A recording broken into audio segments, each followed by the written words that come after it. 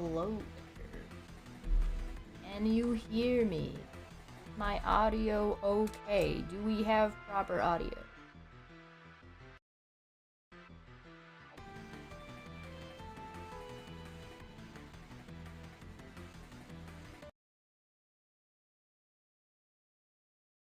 I'm a little bit low. Are we good now? Is that better?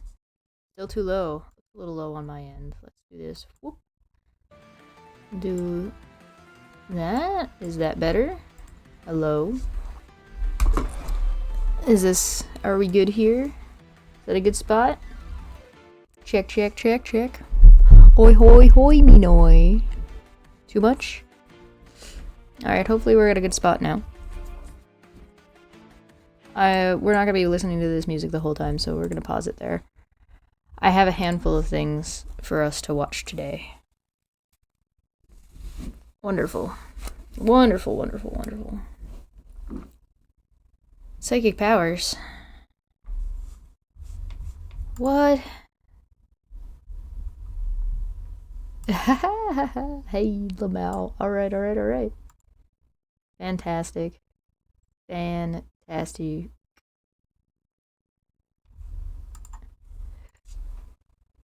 Ooh. Ooh.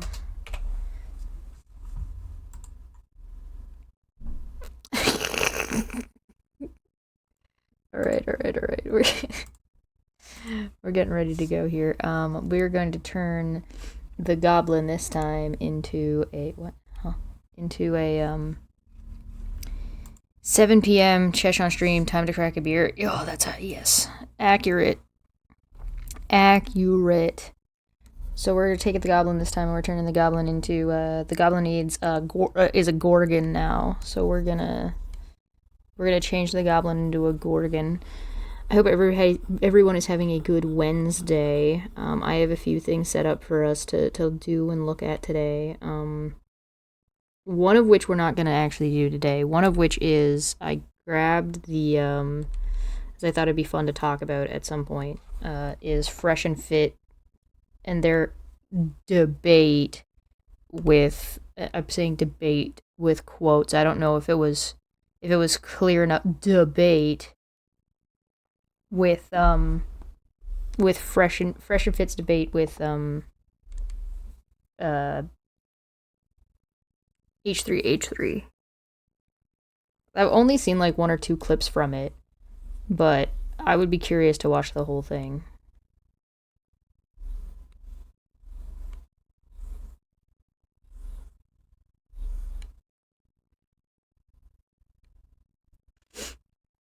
So right now I just gotta turn these into little snakies.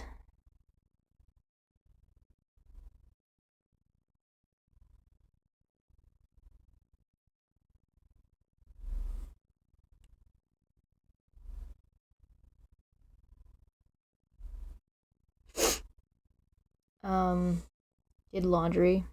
Received a box of work-based goodies and devoured a pack of biscuits. That's a pretty good day. That sounds like a pretty great day.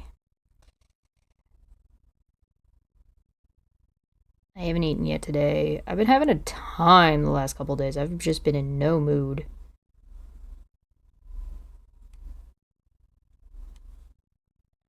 Okay, I think I have a different idea about how to do this. I don't like the way this is turning out. I have another idea. So first we're gonna double these up.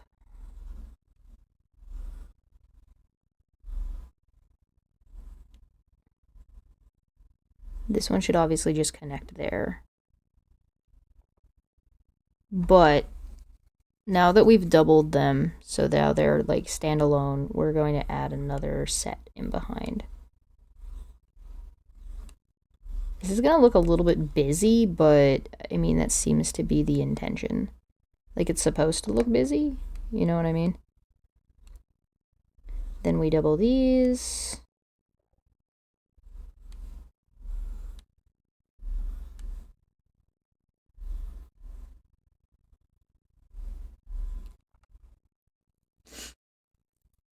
Hello, welcome. Hello, hello, hello, hello. So I got a couple of things that I've been kind of saving on the back burner that I didn't really know what to do with. Chesh can be happy sometimes. Can I? Allegedly? Supposedly that's a thing that can happen? Let me just zoom this in a little bit so it gets like a little bit of a better... Is that good? That should be good, right? That's good enough. So this is Charlie Kirk, who we're obviously going to trust with this type of thing. So I'm just gonna let this play. It's only 44 seconds. A lot of them are on birth control too, and birth control like really screws up female brains, by the way. Every single one of you.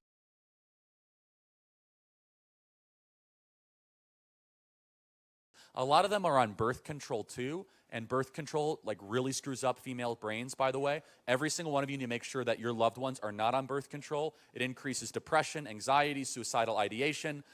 Birth control is the #1 most prescribed medication for young ladies under the age of 25. They will give young ladies birth control for pimples, for acne, to control their moods, their period. It is awful. It's terrible, and it creates very angry and bitter young ladies and young women. That bitterness then manifests into a political party that is the bitter party. I mean, the Democrat Party is all about bring us your bitterness and, we'll give you free stuff. It's like we'll trade you, bitterness for stuff, essentially. That's like the Democrat Party.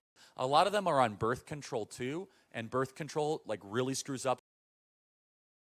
So, what an insane statement. So, if we just ignore, right? If we just totally ignore his wacky statements about birth control, because clearly he doesn't actually know what birth control does, which doesn't surprise me. It's pretty consistent that a lot of punditry likes to not know what the fuck it's talking about. I'm gonna make some of these snakes having their tongues out. Not all of them, though.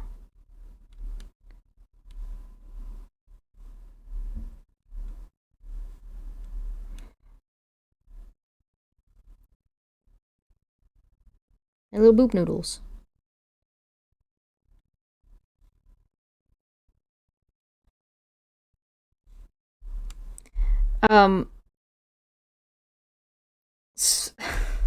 So if we ignore like what he just doesn't know about birth control, because it's obviously, like I said, not a lot. It's very silly to me to try to compare the parties, like the Republican and the Democratic parties, for being bitter, right? When like they're not really comparable, in my opinion.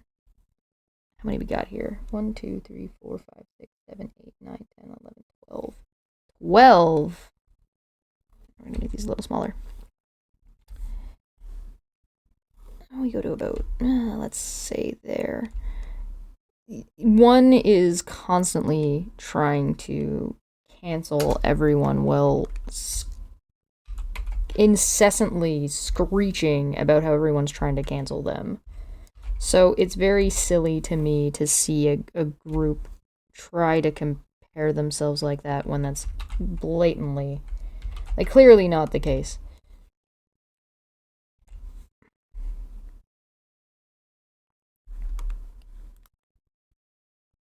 Just like they get mad because some lady that they don't like is on a bottle of Budweiser. Like, or on a singular can of novelty Budweiser. Like, what are you talking about? So that 3 multiplied by 4, right? 3, 6, 9, 12. Yeah, okay, cool. I did math. Look at me. Yippee. Do I become a Democrat if I permanently wear a condom? Or if you get a vasectomy? Probably. It doesn't really make any sense, but surprise, surprise, yeah, that's not what birth control does, Charlie.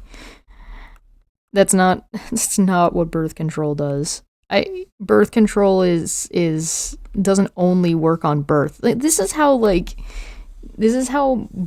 dumb you have to be. This is how much of like a blithering moron you have to make yourself into to be this kind of an idiot bigot, because like just because it's called birth control doesn't mean that's the only thing it does.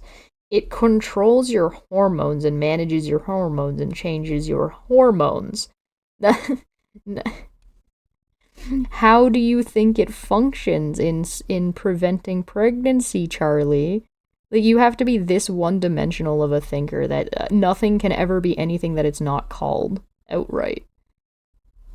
It can't nothing can ever be outside of the box that it's initially presented as. And I think that kind of represents the that sort of Republican mindset that exists right now. I don't think it's all Republicans, and I don't think that like a political party is the thing that's the indicative problem here.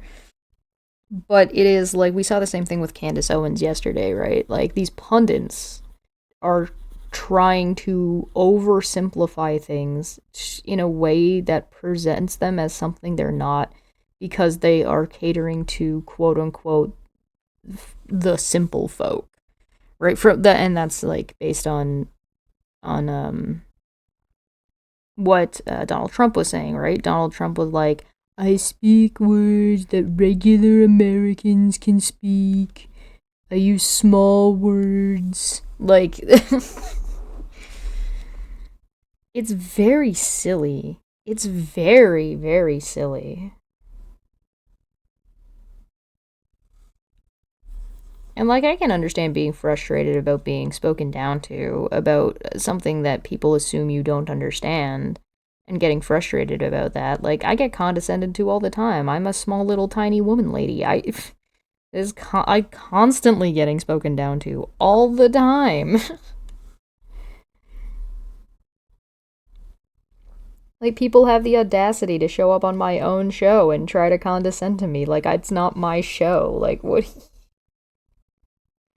what do you mean? It's very funny. It's very ridiculous. It's very silly. But shockingly, it's also kind of strange because it's like, well, birth control messes you up and therefore you shouldn't take it. I don't take birth control because it messes me up, right? Like that happens to some women. Some women can't do certain types of birth control, and that's fine. Surprise, surprise. Oh yeah, I got called trans again, and I had a little giggle about that. People use trans as if it's an insult. It's not an insult. There's nothing wrong with being trans. Why would I be insulted by this? It's very silly.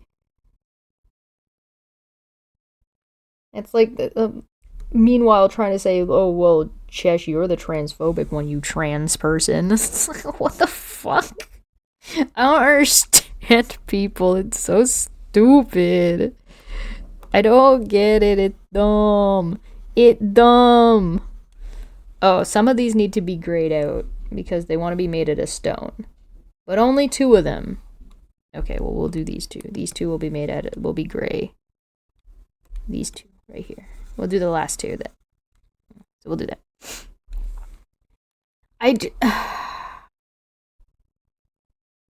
Some of your favorite humans are trans. I mean, right? Like it ain't that deep, dude. It's not that deep. Why would I be insulted by that? I guess if I was insulted by it, then it would be hypocritical of me, right?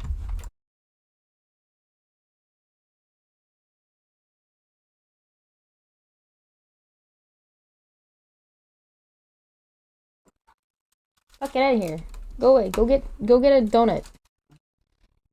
If I said that there was nothing wrong with being trans, and then I turned around and was insulted because someone said I was trans, then yeah, you might say that you could put that would be questionable, right? I think that does that make sense? I think we agree with that. Does everybody here agree with that? I'm leaving the music off, by the way, so I don't have to futz with the audio, and because my internet is being questionable right now, so we're just gonna do one thing at a time instead of seven.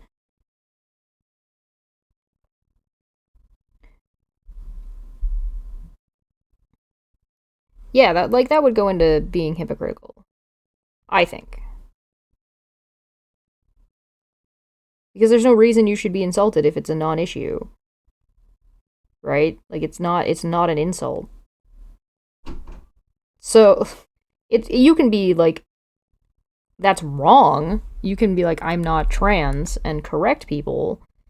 But if you're insulted by it, then like I would question, then clearly you have an issue with it because you're being insulted. But sometimes stuff like that's a little bit deeper than ever really intended. Regardless, back to what Charlie Kirk was saying. Bitter. Trans people read books to kids. Yeah, not bitter. Not bitter at all.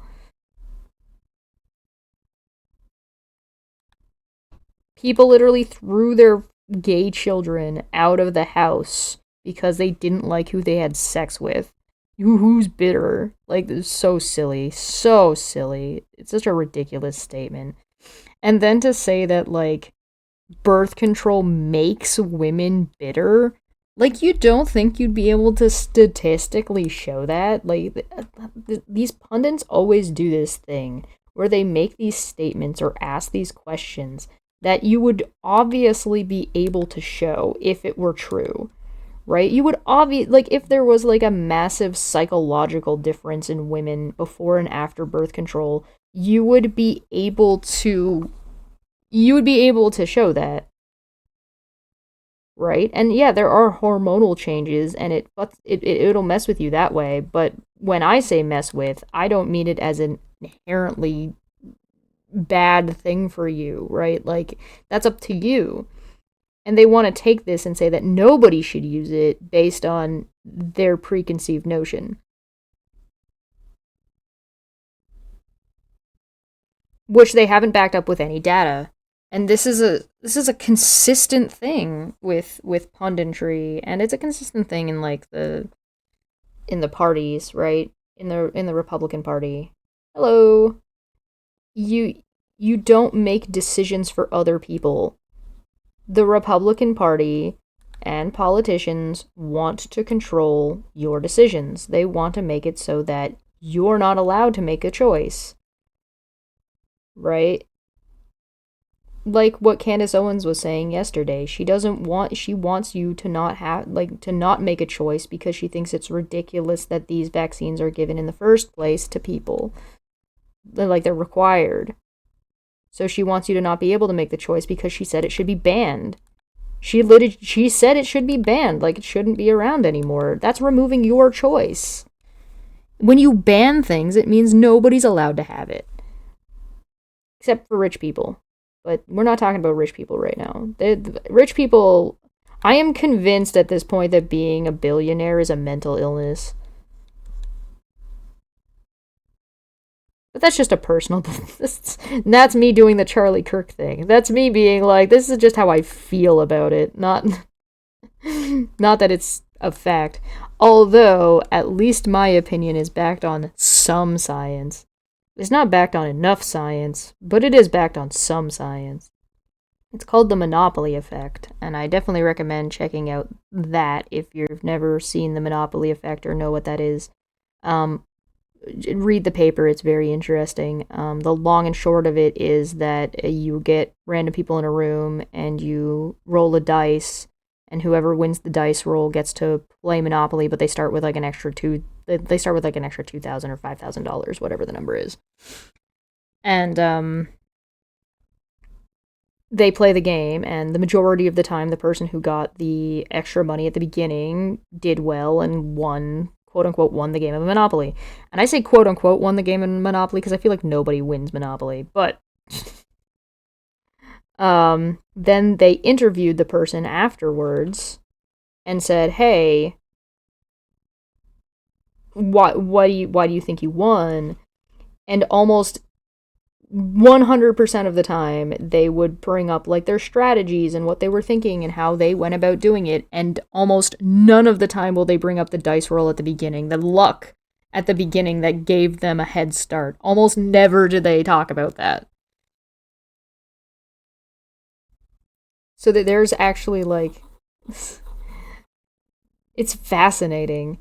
So then on top of it, there's also another issue when it comes to being a billionaire, and it's keeping up with the Joneses. Because keeping up with the Joneses is something that exists across class lines, I guess.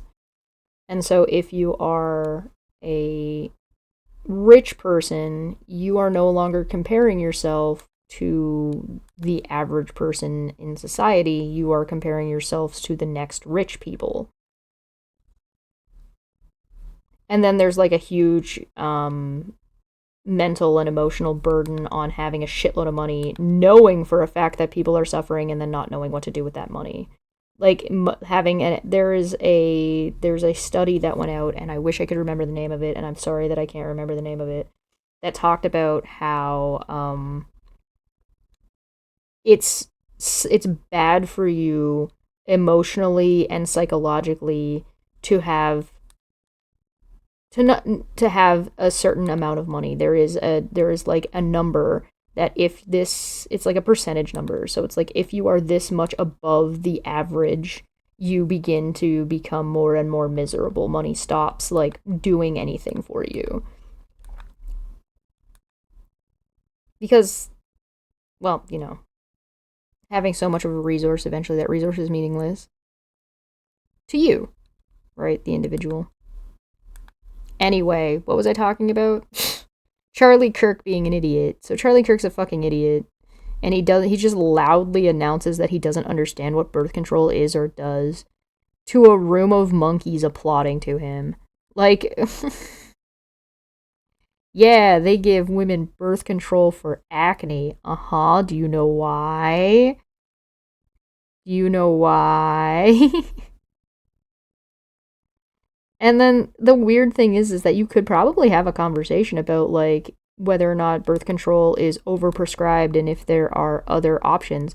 There's definitely a very bad bias lilted against women in medical care. Like you hear horror stories all the time about how doctors don't listen to women, or women have to advocate really hard for themselves, or women aren't given access to pain medication as easily as men are. And maybe that's because men are getting overprescribed pain medication, right? Like, and there are conversations we could have about this, but we don't get to have these conversations because we're not allowed to have nice things. Because we're too busy applauding for fucking Charlie Kirk and his tiny little face. Why is his face so tiny? Does anybody know what happened to Charlie Kirk's face? Does did he just pop out like that, or did something happen to him?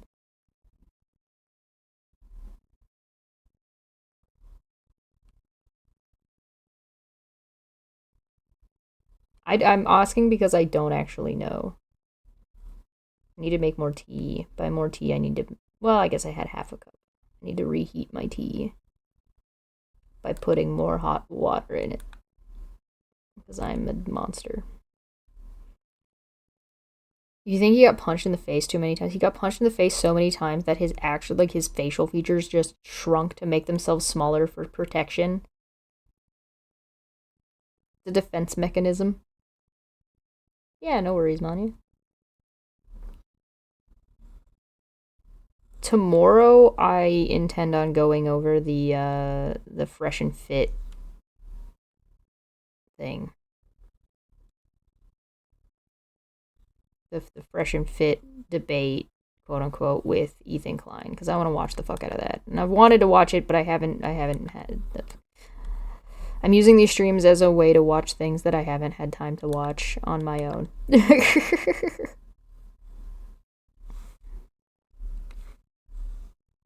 But that's enough of Charlie Kirk. Charlie Kirk doesn't know what he's talking about. Yippee for him. Good job, Charlie Kirk. You're a fucking moron. So Ben Shapiro.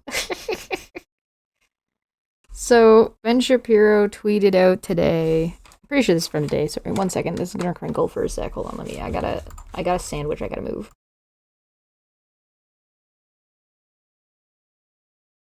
There we go. Okay. Scotland is outlawing free speech in the name of Gnostic gender ideology. That's what happens when you cut off Western civilization from its Judeo-Christian roots in the name of secular humanism. Do we want to talk about secular humanism for a moment? Because secular humanism is just about being good to people regardless of God, right? Or any kind of supernatural or divine intervention. That's the secular part. Hi, Buck. Come in for a bit. I heard you knocking on the door. You gonna go on the bed? I don't have anything for you. I have a sandwich and I haven't even opened it yet. Why you gotta be like that? Greedy! Greedy! You're in my way now. I can't sit down. Yes, I appreciate you, but you're in my way. I can't get back over. Guys, help, I'm stuck. There's a dog in the way.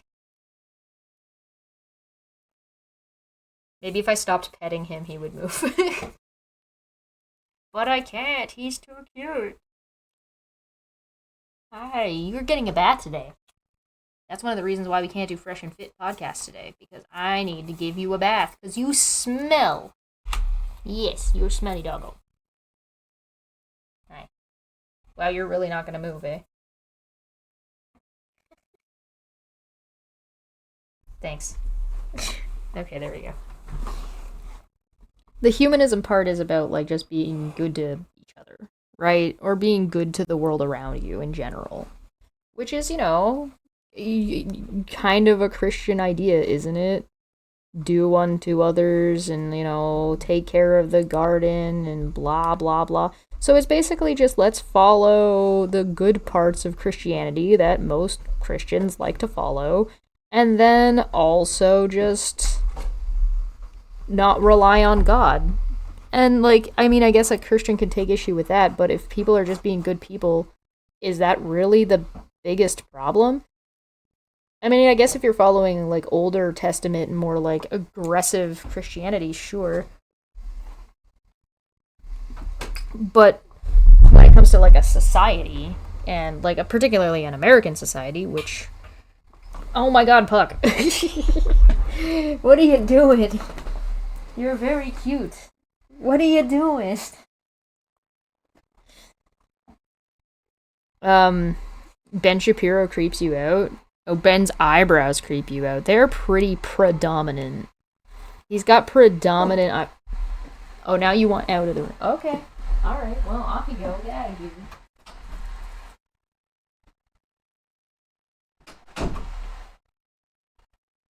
I need to get, a little thing that plays and, turns the camera on at Puck that just is it's a Puck break time, and then just have, a big hype dance or something. I don't know.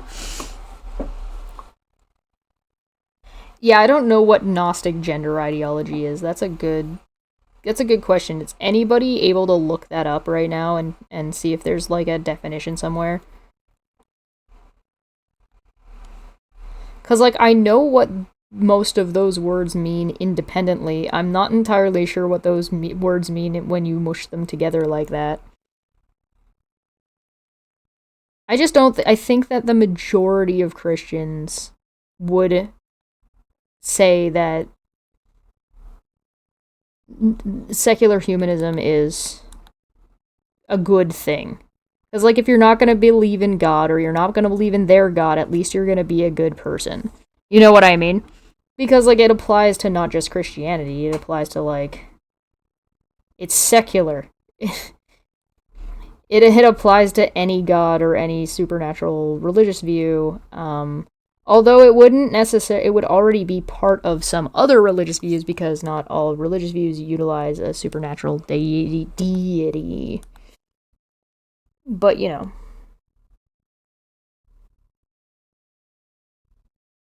that's getting into a lot of nuance that I'm sure Ben Shapiro is not going to get into in this little segment that he decided to post. So let's see what he says, I guess. Let's see what he has to say.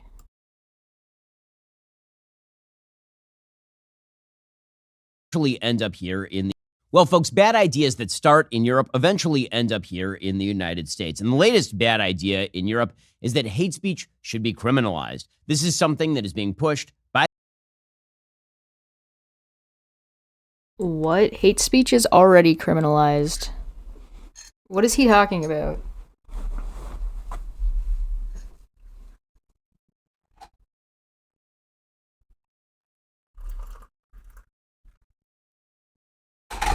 Am I wrong about that? Is hate speech in America not criminalized?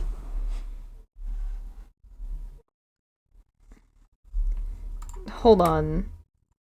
I thought hate speech. I'm just gonna pull up the definition. Abusive or threatening speech or written that expresses prejudice on the basis of ethnicity, religion, sexual orientation, or similar grounds. United Nations is discriminatory or pejoratives, blah blah blah. And it has to be public speech that expresses hate or encourages violence towards another person. Yeah, it's already, if you're encouraging violence and inciting violence, like that's already an issue. Let's put like, hate speech in law. Yeah, freedom of expression. This is from Library of Parliament. This is Canada that I'm reading off of here. Yeah, because it's part of Section 13 of the Canadian Human Rights Act, so it's a human rights violation.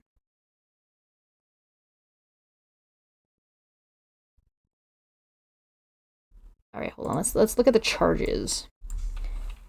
Charges for hate speech. 3 offenses in the code that specifically pertain to hate. They fall under hate propaganda section, and they are as follows: Section 318, advocating genocide; Section 319, public incitement of hatred; and Section 319(2), willful promotion of hate. And this is just from the regional police. Hate motivated and bias motivated crime. Part of the criminal code. Hatred against any identifiable group where such incitement is likely to lead to violence. So, am I crazy?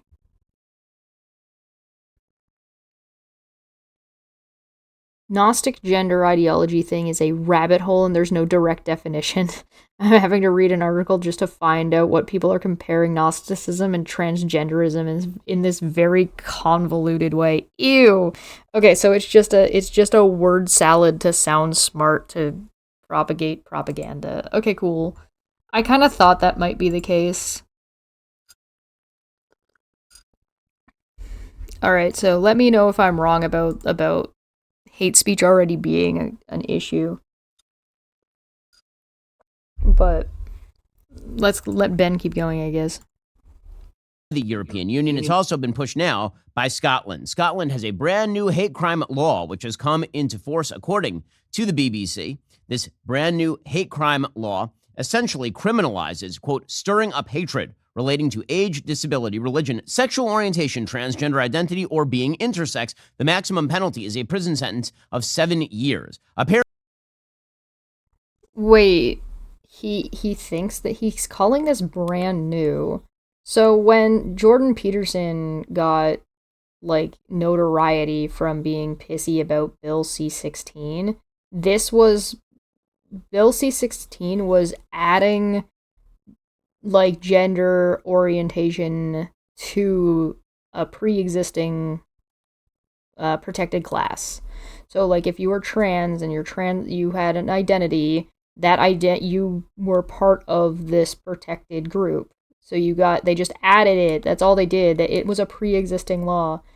Why do I get the feeling that this is the same fucking thing? The Charter of Rights already exists. The Human Rights Acts in Scotland already exists, so all they're doing is adding it. And a lot of the time, so particularly in Canada, I don't know if this works this way in Scotland, because I'm not Scottish. I don't know. I'm not from there. Maybe ask a Scottish person. But in Canada, a lot of times when something comes into federal law, it's because it's already the law for the most part in all of the provinces and territories.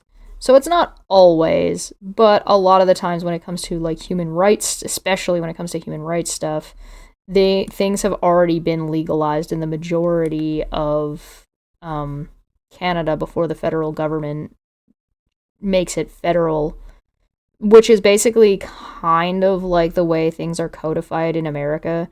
So, like, Roe v. Wade, and everybody following the rule of Roe v. Wade in the majority of the states, or Roe v. Wade being utilized in, like, as soon as lawsuits that were brought forward that were reference to Roe v. Wade, Roe v. Wade would have been would have been federally applied.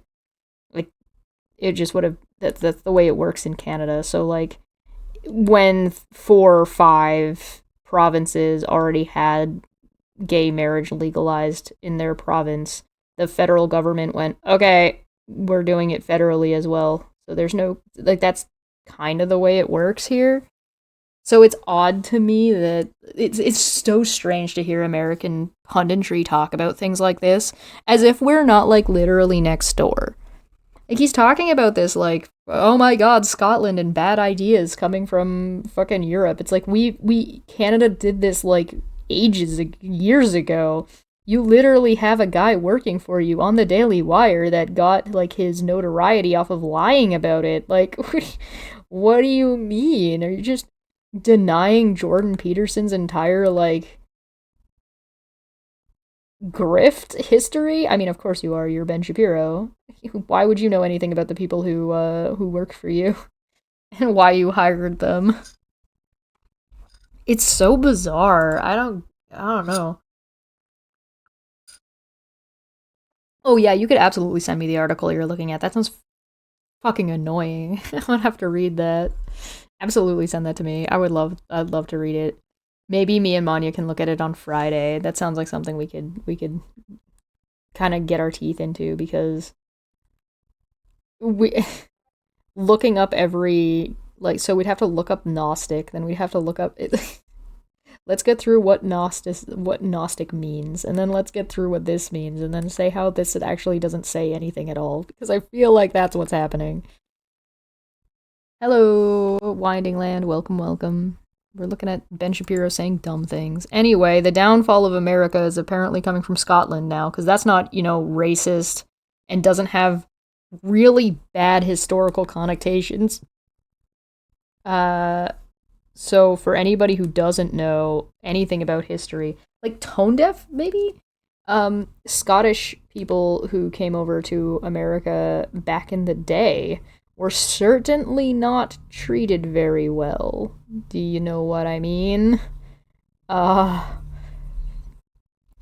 And historically, their issues with England are a thing. So this might be kind of racially tone deaf. I don't.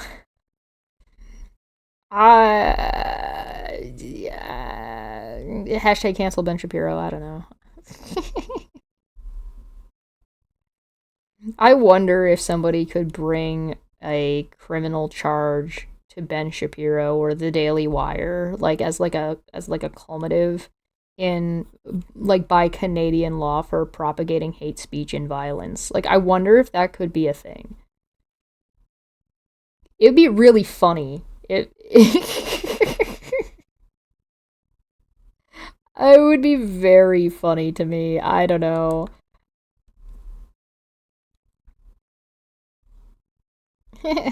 No? Anybody else? I think that'd be funny. Canada takes down Ben Shapiro just like they took down Jordan Peterson. Rah!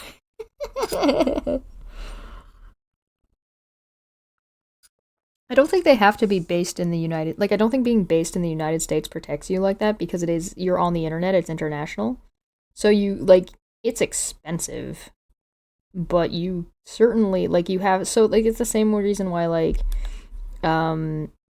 YouTube and Facebook and X and Apple, just because they're based in America doesn't mean they still have to follow the requirements in other countries if they want to be viewable or viable or operate in any capacity in that other country. right? So it would be the same kind of concept would apply. I don't know though either. I just think it would be very funny. But I'm a stinker, so you know. Apparently, you're an offender if you behave in a manner that, quote, a reasonable person would consider to be threatening or abusive. Now, the claim of the Scottish government is that this does not infringe on free speech because, after all, Article 10 of the European Convention on Human Rights protects, quote, ideas that offend, shock, or disturb. According to proponents of the law, quote, you have to be really threatening and really abusive, and there has to be reasonable assumption from others that that is the case. The problem, of course, is that when it comes to things like gender,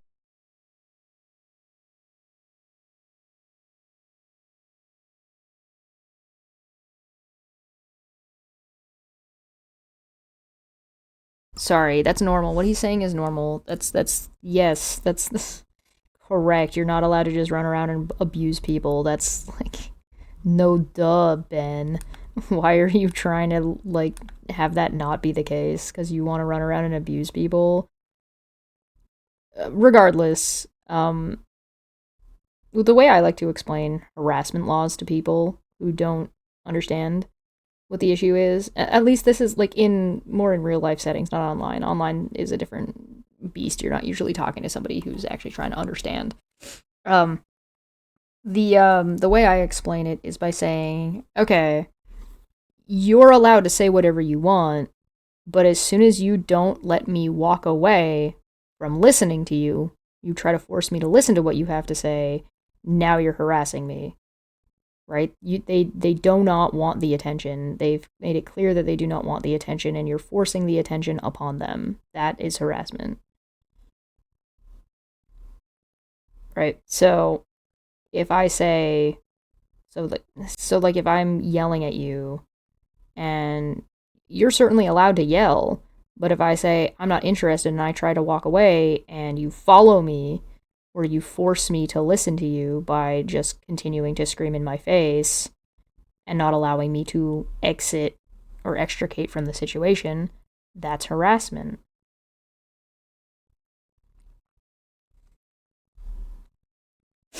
Right? It's a pretty straightforward way to explain it, and I think most people are able to pick it up after that.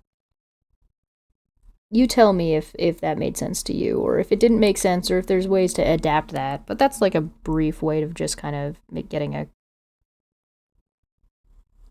easy understanding out of it. But that's just me. So let's hear how Ben's gonna say that being allowed to abuse people is a good idea. according to proponents of the law, quote, you have to be really threatening and really abusive, and there has to be reasonable assumption from others that that is the case. The problem, of course, is that when it comes to things like gender identity, the entire case that is made by advocates for transgender nonsense, their entire case is that you simply saying man is not woman is in fact not only harassment, but deadly harassment, that it is a threat, that it is a form of abuse, because that transgender person is going to kill themselves if that person is called by their original sex or their original name. Yes, because you're talking about a large number of people and a many number of instances. Because they are not a protected group, by making them a protected group, the number of instances goes down. And when the number of instances goes down, it means the threat goes down. And when the threat goes down, it means less people get arrested for what you believe is dumb shit. This is a win-win. This is a win-win for everybody. This is very silly. Ben Shapiro is a very silly person. Yeah, I don't think anybody's ever I'm personally never gonna get over Ben Shapiro getting trolled by the internet so hard that he went and got a DNA test that he posted about his kid to prove it was his.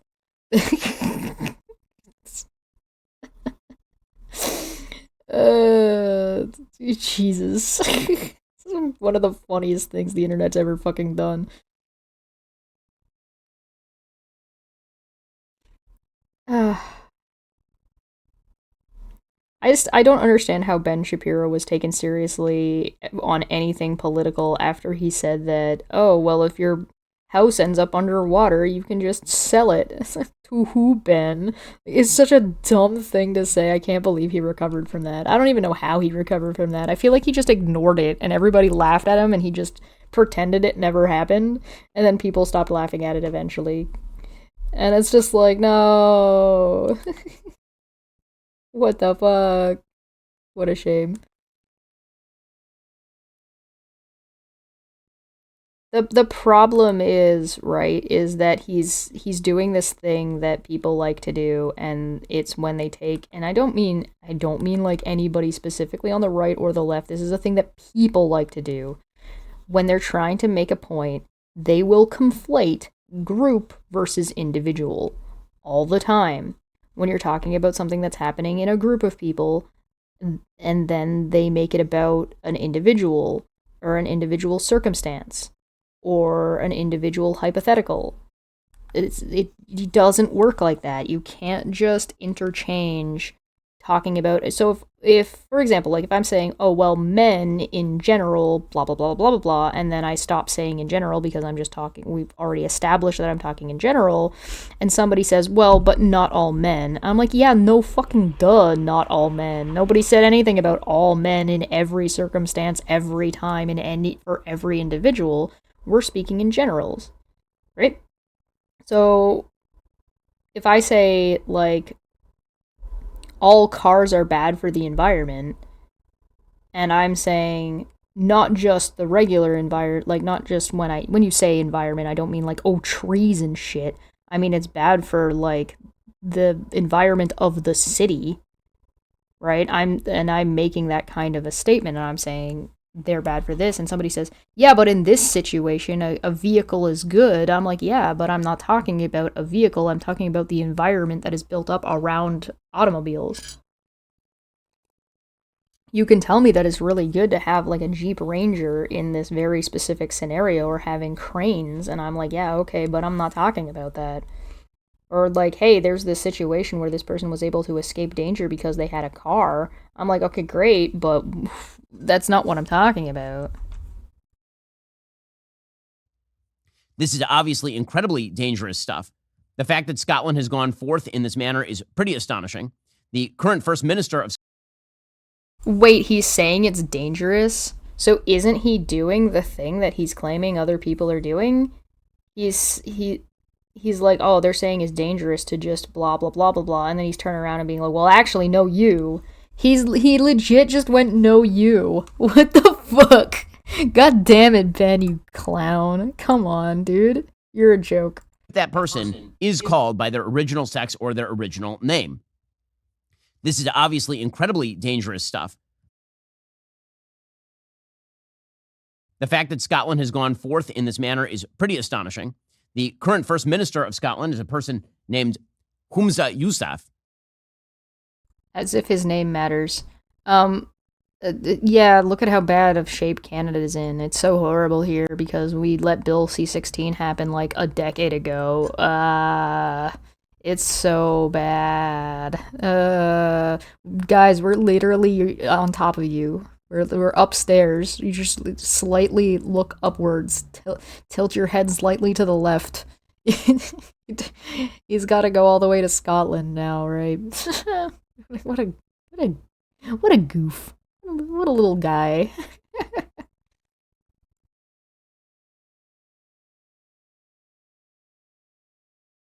And Sar, that's a really good example. You just did the thing that I'm talking about. Right? Sometimes people just lose track of conversations because sometimes conversations take out time. Yeah, exactly. Exactly. Because that's not what I'm talking about. I'm talking about generalized things, not the specific situation where that might not be the case. That's the thing. You're taking the general and making it individual.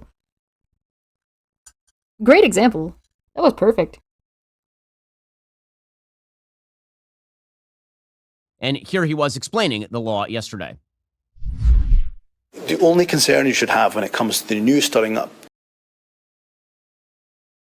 of hate, the new stirring up offences, is if your behaviour is threatening or abusive, and intends to stir up hatred.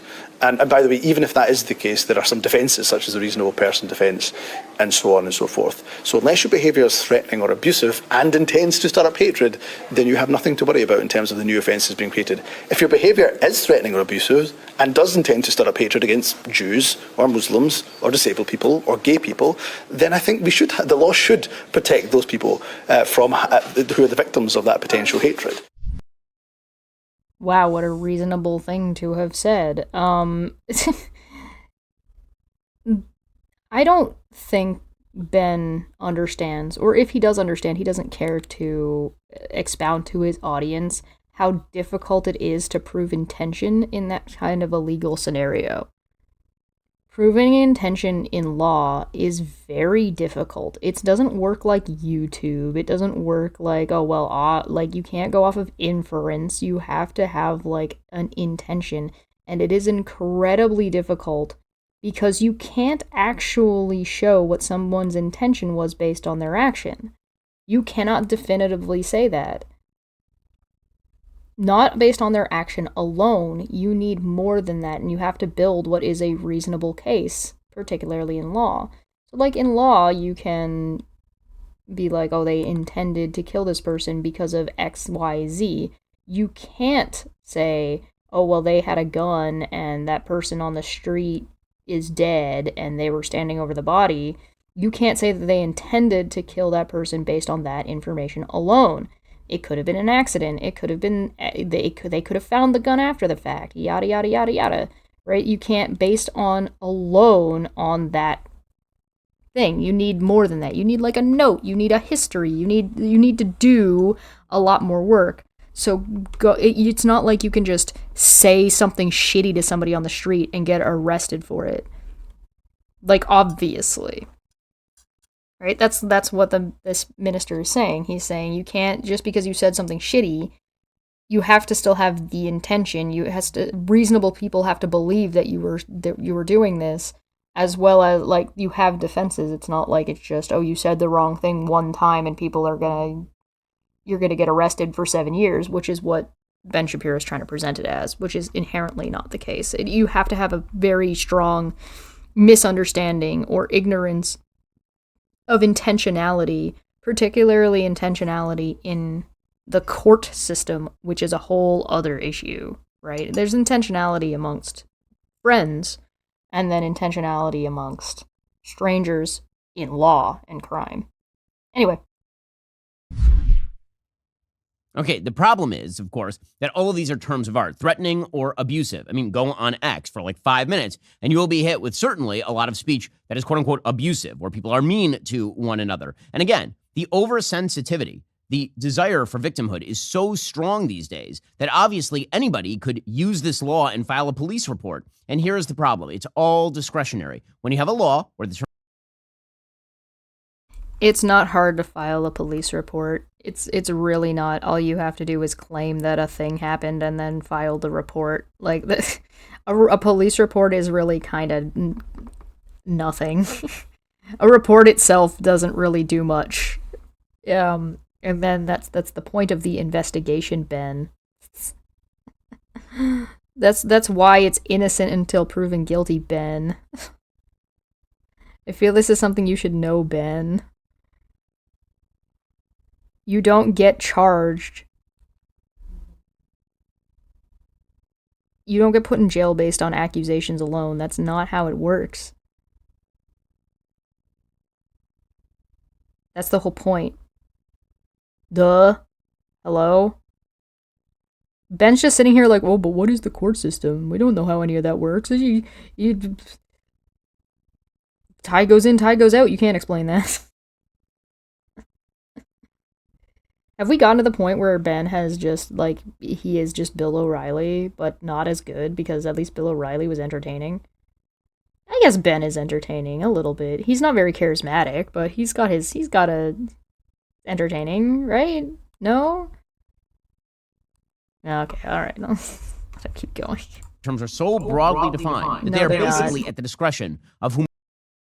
No, they're not. They are societally and to the individual, not in law. They're very specific in law. This is a law, Ben.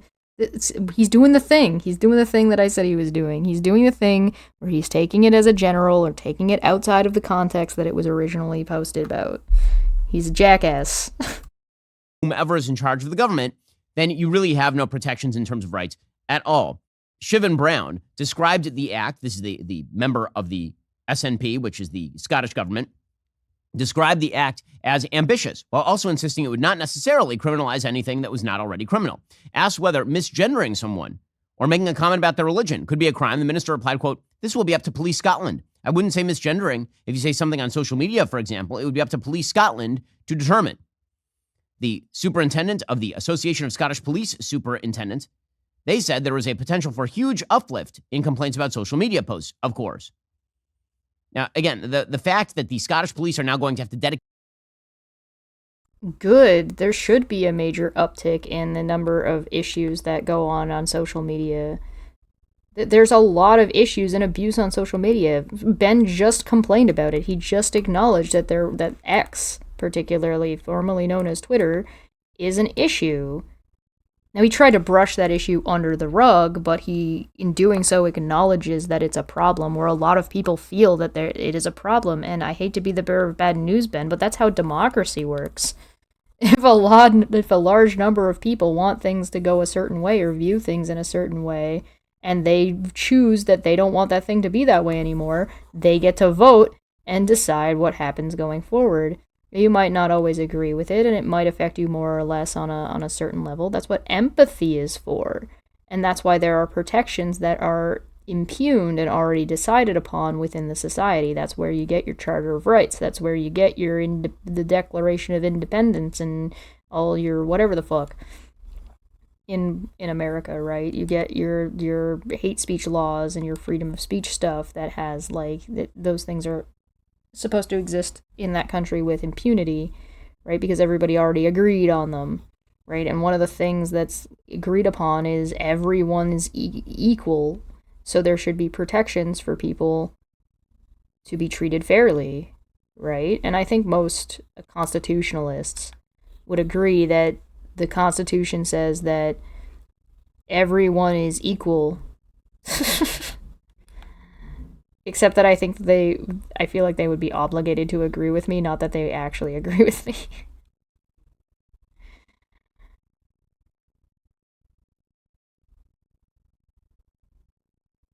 Ben doesn't understand anything. Or he understands and doesn't care and just wants to push a narrative because he's a pundit. He's a political pundit. I would love to listen to somebody. I would love to talk. I shouldn't say listen to. I would love to have a conversation with somebody who is actually a fan of Ben Shapiro, who actually likes Ben Shapiro and what he says and agrees with him. And I would love to just hear about why. Somebody who trusts what Ben Shapiro said. So I would love to hear their reasoning and just ask a couple of I mean, there'd be poignant questions, but they wouldn't be intended to be mean. Why do you trust somebody who actively makes you aware that they are a political pundit? Like, they're a pundit. Do you not think that being a pundit would inherently bring into question their biases in presenting information?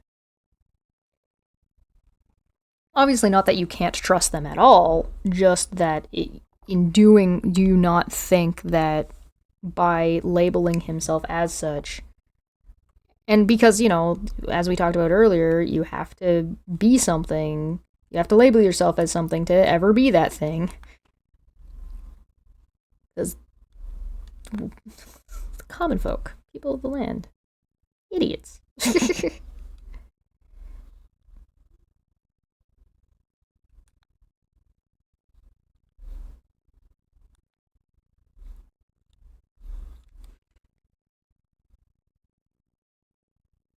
I don't know.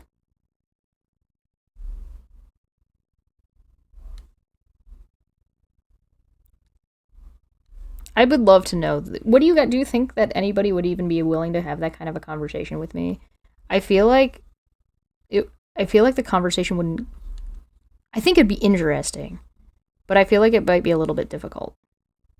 And I feel like it would be a hard time.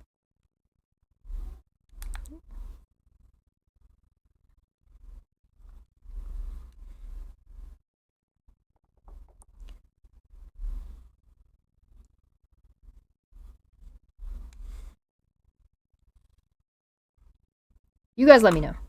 I'm gonna let Ben keep going.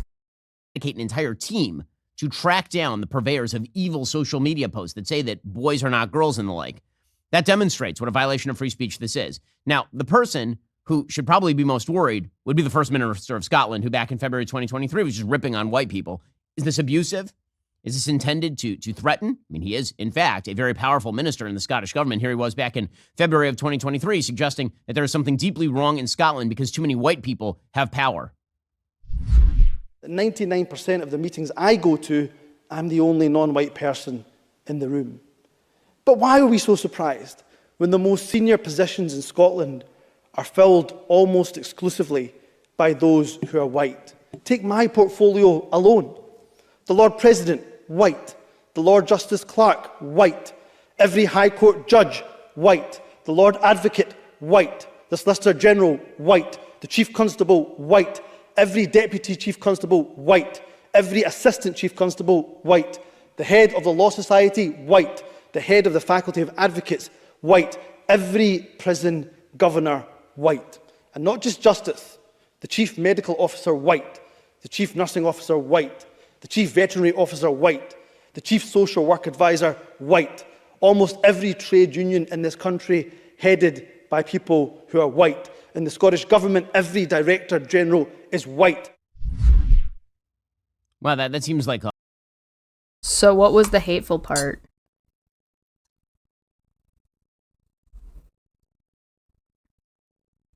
What was the hateful part about that? No, Athens, that guy's not white.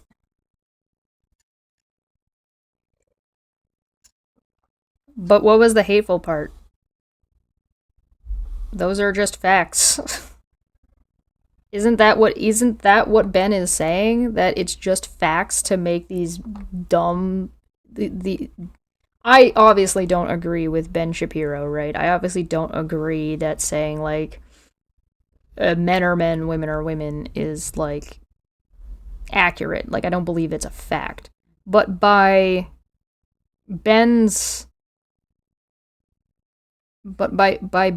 complaint, right, his logic here, facts are facts and you shouldn't be punished for saying facts. What this guy's saying isn't hateful at all. It's just facts.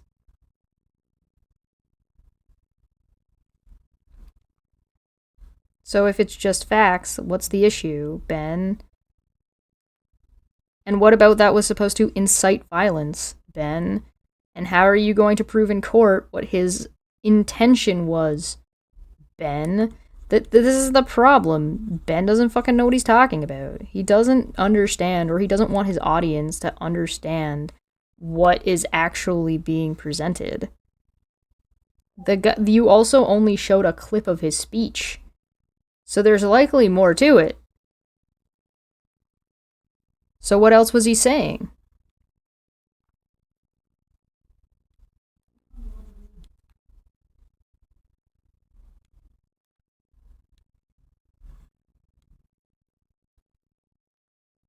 But Ben's audience is too fragile to handle this conversation. Clearly. Clearly.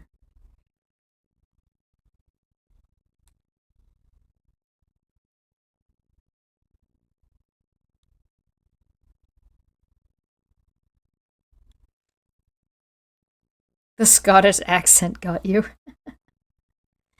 Believe it or not, people can be bored from all over the place with all kinds of different backgrounds and pick up accents from where they're born.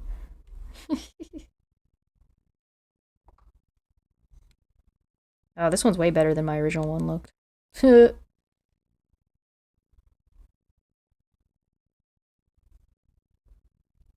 just gonna make a quick adjustment to this one. I'm just gonna move it up. There we go. So let's listen to Ben's incredulity when he's like, "Wow, that sounded really hateful." Oh, really? Just listing facts sounded hateful, Ben? Well, that sounds like a you problem. That sounds like a facts caring about your feelings, Ben. A little bit abusive. I mean, just saying white over and over, because white is apparently a term of derision to the First Minister in Scotland. We'll get to more on this in just one moment. First, $20 barely gets you anything these days. You can't even fill. Huh? When did that happen? I didn't hear that. Sounds like Ben's just talking out of his ass. Saying the word white a lot is abusive, apparently.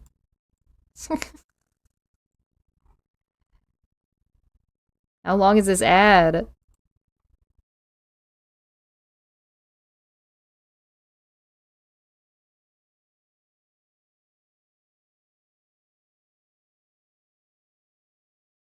Uh-oh, I broke it. Let's just refresh it. We're about here, right? Slash Shapiro right now. My listeners can get. A little bit forward. There we go. That should do it.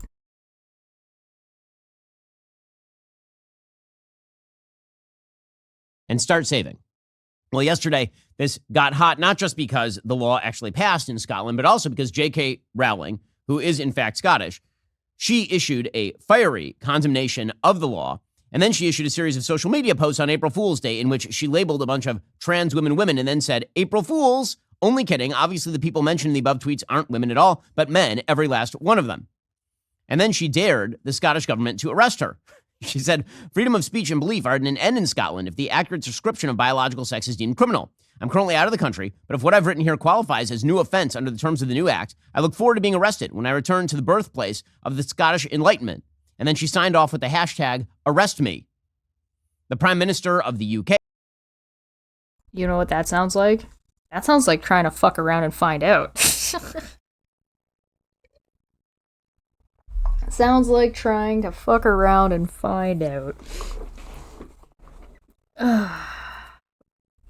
What a very, very ignorant and foolish thing for J.K. Rowling to do. For somebody who likes to claim that they've never said anything transphobic.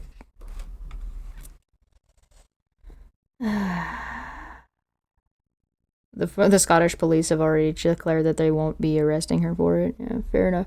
It is certainly taunting the government, or at least taunting the police force.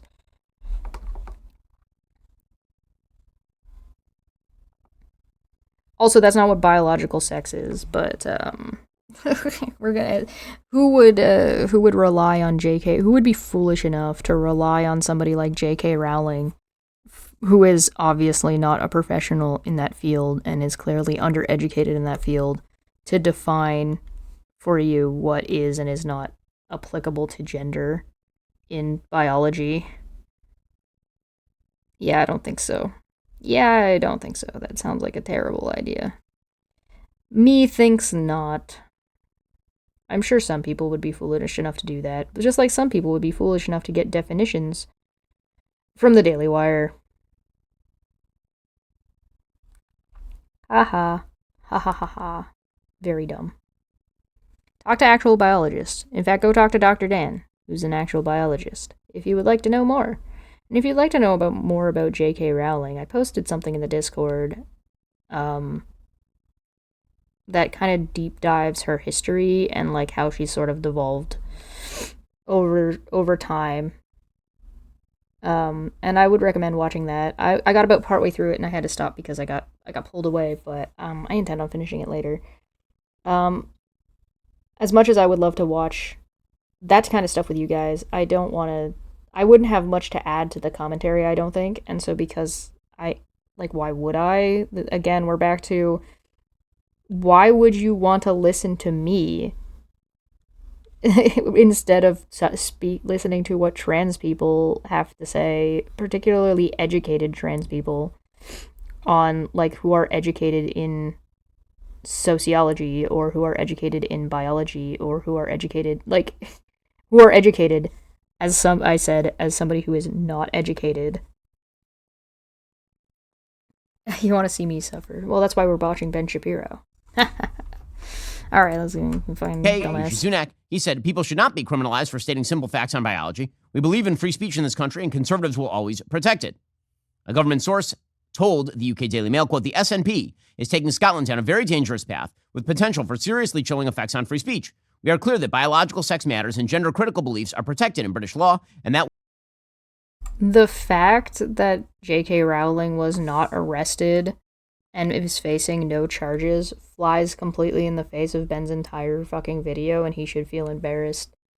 Because if it was overreaching, and it was that aggressive, and it was supposed to be that oppressive of a law, like what he's presenting it as, then J.K. Rowling would have absolutely been arrested. At minimum. will not change while conservatives are in government. Hamza Youssef, for his part, says he is very, very proud of the act. Now, Rowling was reported to the Northumbria police last month. Of course, Rowling is the author of the Harry Potter series, for calling a trans TV broadcaster named India Willoughby a man. I love that the Daily Mail has to put that in quotations because obviously it's so crazy to call, a biological man a man. Police later said that the complaint did not meet the criminal threshold. In her social media post, the author listed 10 high-profile trans people and denied their claims to be women, including double rapist Isla Bryson, 31, who was initially jailed for 8 years at a women's prison before being moved to a male prison following a widespread backlash. Rowling said in passing the Scottish Hate Crime Act, Scottish lawmakers seem to have placed higher value on the feelings of men performing their idea of femaleness, however misogynistically or opportunistically, than on the rights and freedoms of actual women and girls. The new They only care about trans women. They only care about trans women. That's the only issue because their misogyny is showing. It's so transparent. It's so transparent. And again, it doesn't reach the criminal threshold, Ben. Exactly what I said. It is very hard to prove intentionality in court. Transparent. Ba-da-da-da-da. Yep. Yeah, I don't think we can expect Ben to understand the complex history and geography of Scotland.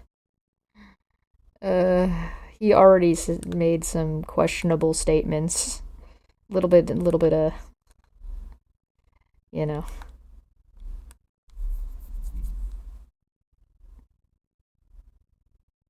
don't think we can trust Ben on that. The reason I'm just not making any specific statements about that is because you shouldn't trust me about it either. I don't know dick shit. I'd have to go and do some more work to understand that. I think I'm gonna make this little body probably like a reddish brown, more into the red, like here. I think that'll be good.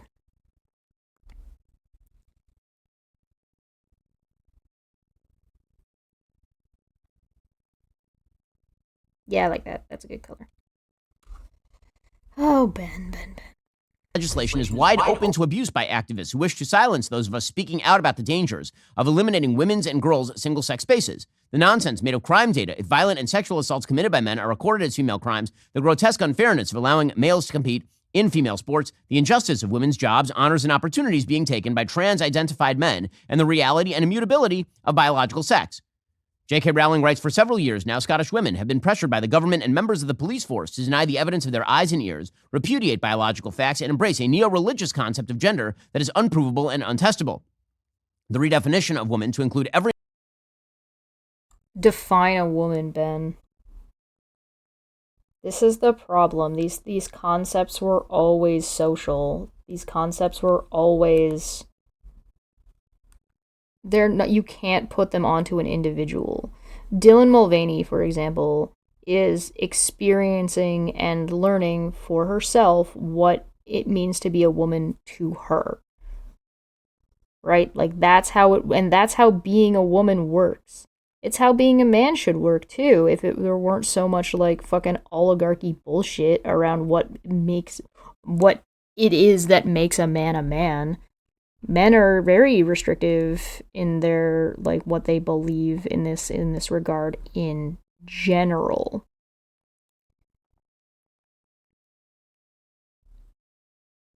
So, like, what makes a woman is flexible. It's what it means to be a woman to you. And what one woman believes being a woman is like to them doesn't infringe upon another woman's experience or what it's like to be a woman for them. It's really that simple. It harms nobody. It harms nobody. At all. And it's very silly to pretend that it is. There's a reason why Ben, who's like well known for his like dropping of statistical knowledge very quickly in like spoken and debate formats, is not bringing up any statistics here. You know that Ben Shapiro would drop statistics if he had any, but he doesn't. He's just making it up. It's just propaganda. It's just punditry. Because, you know, the conservatives are going to protect us and our free speech by limiting people from utilizing specific pronouns. It's like such a bait and switch. It's ridiculous. And it's obvious too. It's not even like they're not even hiding it. Like it's it's very obvious. It's very, what did I say before? Transparent. But like, I don't know.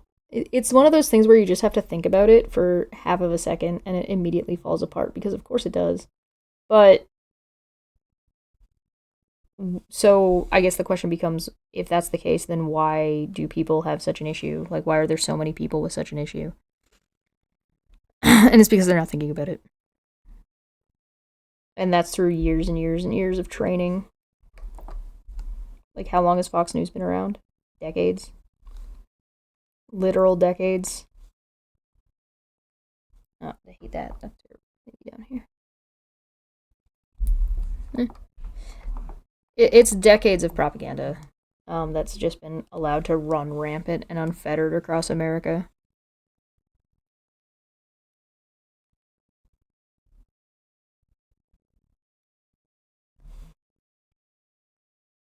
Yeah, there we go. Cool. Alright, let's let Ben finish. Every man who declares himself one has already had serious consequences for women's and girls' rights and safety in Scotland, with the strongest impact felt as ever by the most vulnerable, including female prisoners and rape survivors. She concluded, "It is impossible to accurately describe or tackle the reality of violence and sexual violence committed against women and girls, or address the current assault on women's and girls' rights unless we are allowed to call a man a man." So, good for J.K. Rowling. Why?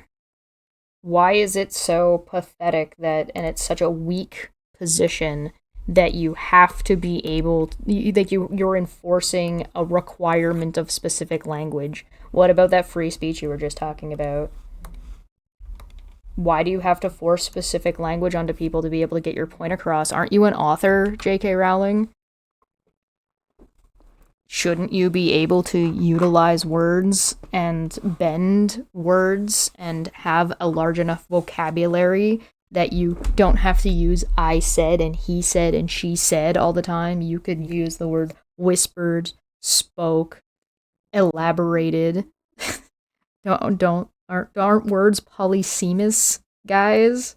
Don't you, the word guys, for example? There are a lot of different types of men out there. Some are twinks.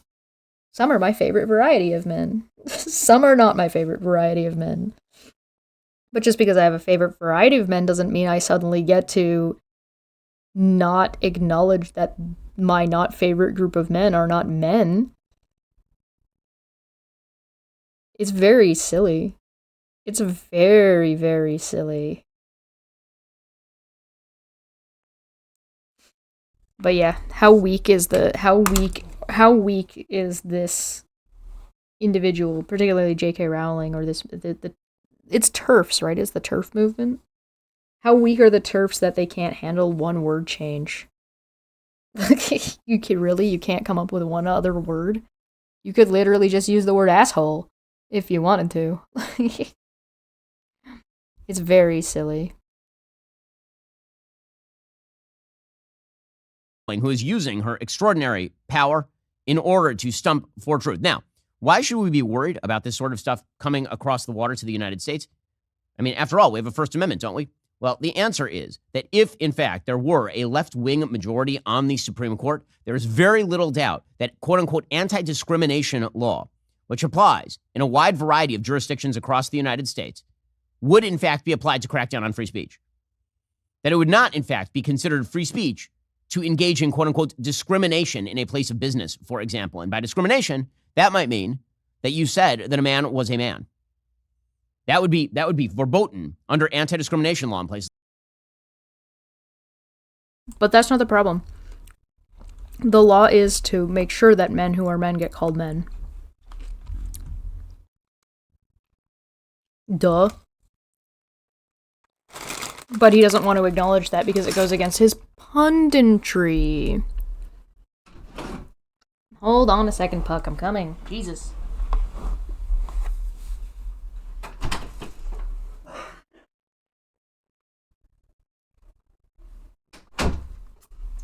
Yeah, I know. You heard me open my sandwich. Go on the bed. Go on the bed. Good job. Thank you. I will give you a piece of tomato. Ugh. I don't know if you guys can hear him sniffing. You sniffing, buddy? You trying to sniff my sandwich? Boop. It's a very silly, very pathetic argument if you think about it for longer than 30 seconds. Or at all would be good. Thinking about it at all would be a good start. Hi. You're being kind of rude about this, buddy. Oop. Well, this piece of art, now you want out already? Okay, well, what do you want from me? You just want to eat and then run away. Well, I don't go then. But you don't want that. You just want me to get up so you can get my sandwich. It's my sandwich. You're being rude. Get out of here, you little goober. No, what are you doing? Don't go under the desk. You're gonna turn off my internet. Bro, this is illegal. You can't do this. You have your own food. Yeah, you want to boop the microphone?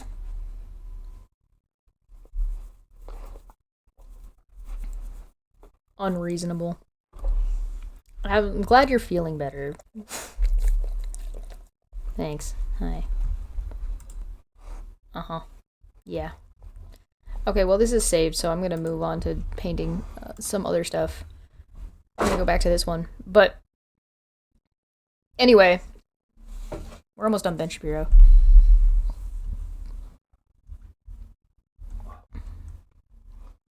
Did my video not change over to the new one? What? Hello? Oh, there we go. Okay, I don't know why I did that, but it works now.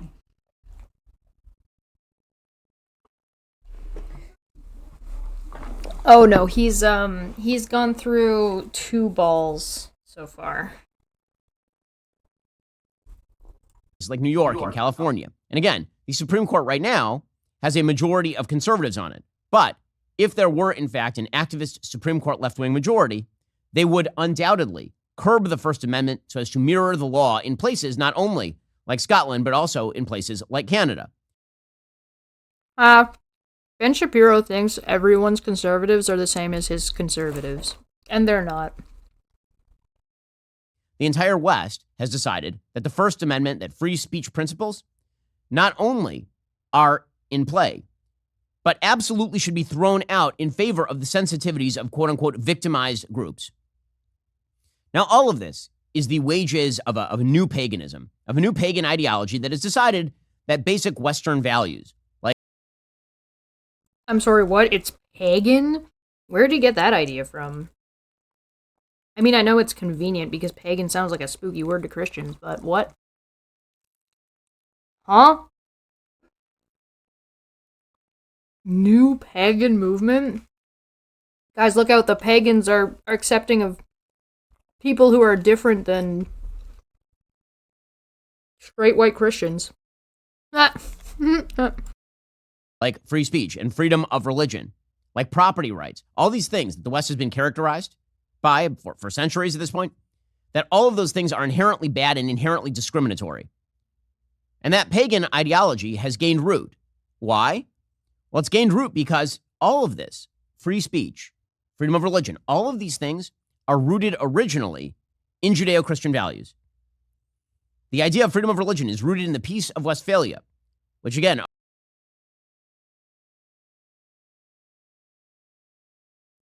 The Old Testament arose from would like to conflict between disagree with Protestants you. and Christians during the 30 Years' War. The idea of freedom of speech is an Enlightenment concept that relies on the idea of freedom of mind, and that freedom of mind is reliant on a notion that we have as human beings, a core obligation to seek a higher truth. And that core obligation to seek a higher truth requires us to have discussions with one another, to investigate and to pursue. That is a religious concept. Okay, all of these things are outgrowths of Judeo. Citation needed, Ben. This is a really good ham sandwich. Christianity. The author Tom Holland, who wrote a book called Dominion, he's pointed out that pretty much everything in the West is an outgrowth uniquely of Christian ideals. Well, the problem is that the West has cut itself off from the roots of its own ideology. There's a philosopher named Will Herberg who was writing about Judaism, but this certainly applies to Christianity. What he wrote is, quote, "The moral principles of Western civilization are in fact all derived from the tradition rooted in Scripture and have vital meaning only in the context of that tradition. The attempt made in recent decades by secularist thinkers to disengage these values from their religious context in the assurance that they could live a life of their own as a quote-unquote humanistic ethic has resulted in what one writer has called our cut flower culture. Cut flowers retain their original beauty and fragrance, but only so long as they retain the vitality that they've drawn from their now severed roots. After that is exhausted, they wither and die. So, with freedom, brotherhood, justice, and personal dignity, the values that form the moral foundation of our civilization. Without the life-giving power of the faith out of which they have sprung, they possess neither meaning nor vitality. Morality ungrounded in God is indeed a house built upon sand, unable to stand up against the vagaries of impulse and the brutal pressure." Guys, nobody's literally had any ideas until Christians. This is some presuppositionalist bullshit. It doesn't quite go into as far as apologetics, but it is very much presuppositionalist. It is like we only have morals because God exists. Therefore, it's like God exists. We only have morals because of God. Or morals can only come from God. Because we have morals, therefore God exists. Like, that's the math, I guess. I'm being very vague here because I'm not going to go into the specifics of it because, like, it's not like Ben's presenting anything. He's just reading off fucking preachy shit. Hi, Razor, and yes, you make a very good point. Requires us to have conversation, so I'm advocating not having any conversation and just accepting my thing. Right, like, the law that's changing in Scotland is only adding to pre-existing laws that already existed to protect people to have liberty unto themselves, that thing he just listed off. So not allowing trans people to have liberty and forcing them to call themselves a specific way based on you is not liberty of an individual. Obviously so. Like, obviously so. So it's odd to me to see and hear people talk about this kind of stuff, like Ben Shapiro, for example.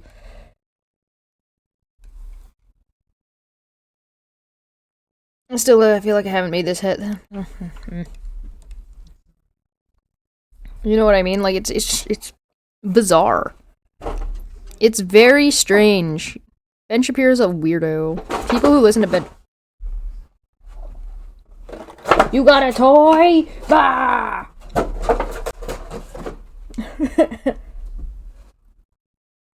Okay, you play with that.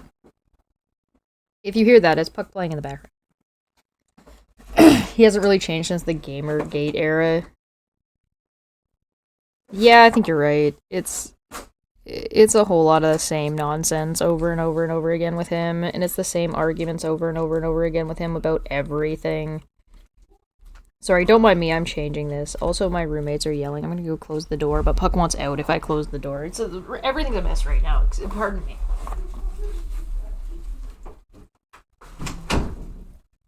Puck's just gonna have to settle with being in here for a little while. Well, I don't know what they're yelling about, but it's something. Sorry, excuse me. Jordan Peterson used to have some shit to say about literature. Not anymore. Those days are long since gone.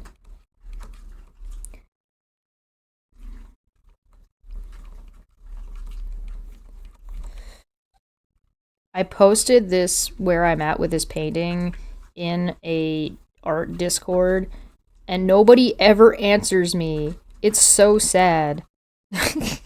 Nobody ever, they just give me thumbs up and say that they really like it and it looks really good, and I'm like, but help me. Help. I'm trying to get better, please. And like, I appreciate that that's kind of like just a compliment that like my art is good, but help me. I beg of you.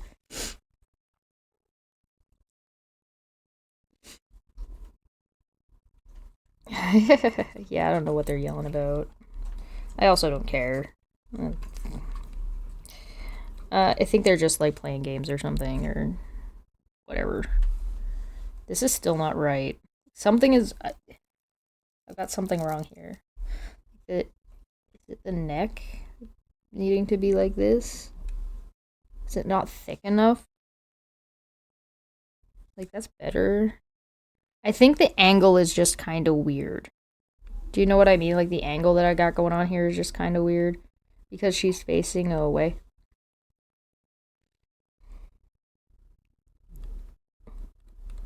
Like this, maybe?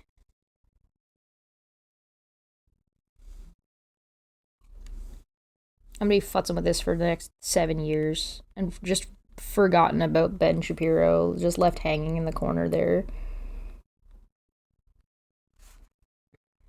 I would care less about Ben Shapiro's issues if he was consistent about his issues. He's not.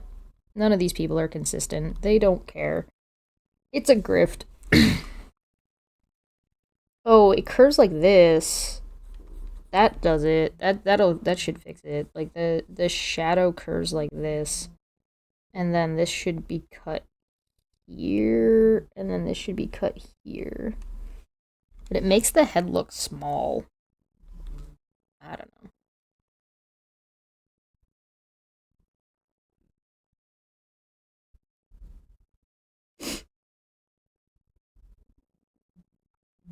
Yeah, that's fair. I don't know. Ben Shapiro's a goofy goober. I don't know why anybody listens to anything this man has to say. I barely, once in a blue moon, I'll come across something like this and I'll be like, wow, this is really stupid, and move on with my day.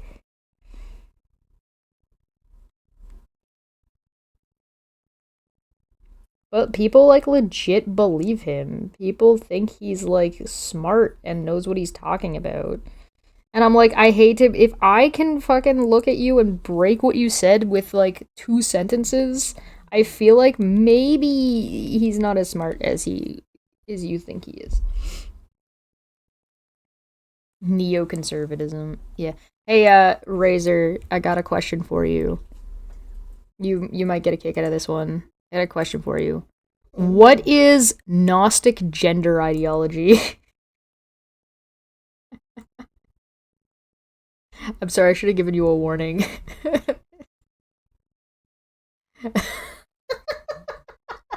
Yeah, that's what I thought. Of power and self-interest, and this is exactly right. We live in a cut flower culture, as Herberg put it. We live in a culture that is living off of the exhaust, off of the fumes that are left in the tank from millennia of Christian civilization and before that Judaic civilization. As we have cut ourselves off from those roots, we are... Then maybe Jesus should come back. ...are flowers that are still in the vase, but they are withering, and they are withering quite quickly.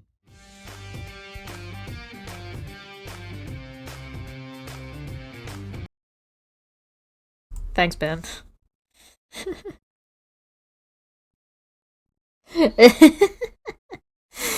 I thought you'd get a kick out of that. Oh, Puck, please stop. I beg you. Please stop whining at me. Are you bored? I understand. It's raining. There's nothing I can do about it. I apologize that I do not have space lasers to control the weather with.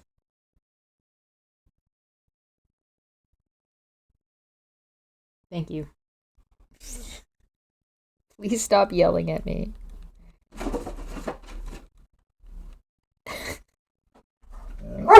Yeah, I know. Good job. You're beating it up. You're good job, buddy.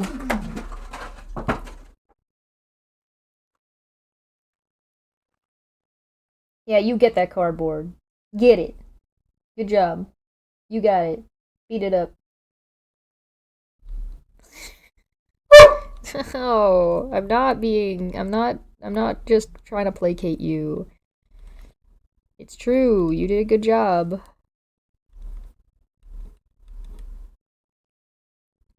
This is such a weird angle. What was I thinking trying to paint this? I was pushing my limits and trying to learn to do better.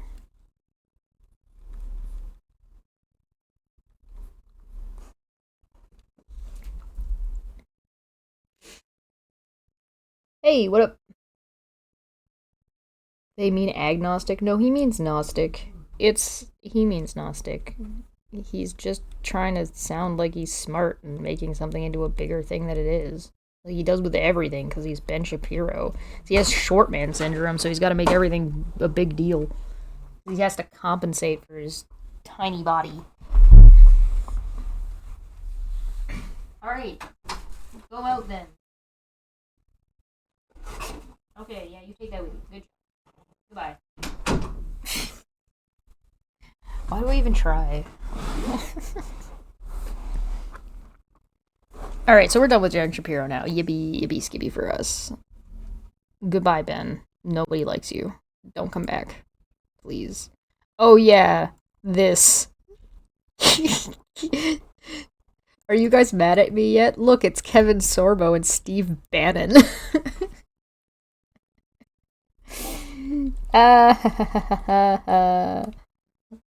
Hugh, Hugh, Hugh, Hugh, Hugh. I wasn't mad at you, but I am now. Listen, you guys get to spend a lot of time tormenting me. It's only fair that I get to torment you back. That's how it works. Oh, thank you.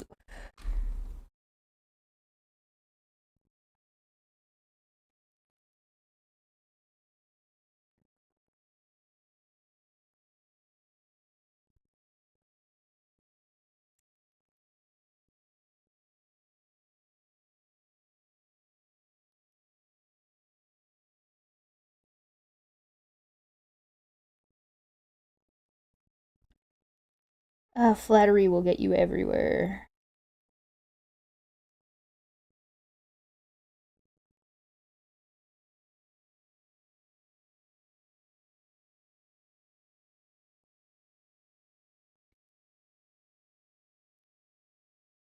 Everybody's being very nice to me on Twitter right now. You have news to share with me? Okay. Ooh, yes. Wonderful. That is wonderful news. I like that news. That is good news. Sorry, my brain got lost. Okay. Awesome. I'm setting up discussions for YouTube right now. So it looks like we're gonna have Thursday, the 23rd of May at 6:30 Eastern.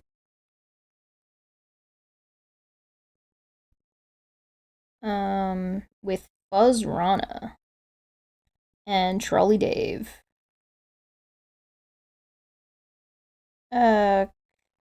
Confirmed and marked in for May 23rd at 6:30 p.m. Eastern time. Awesome. And that's going to be a conversation about Free will. I just about threw my phone across the room, and that was a terrible idea. I'm probably gonna need it later. I have not. I haven't talked to her in a while. Weird line. Oh no, that was just me clicking around. That one? That one?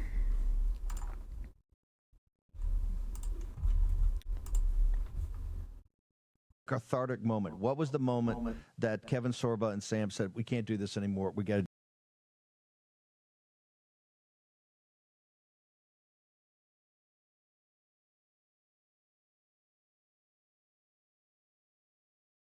do it our way? Well, I ultimately get called in by manager and agent of many years, and about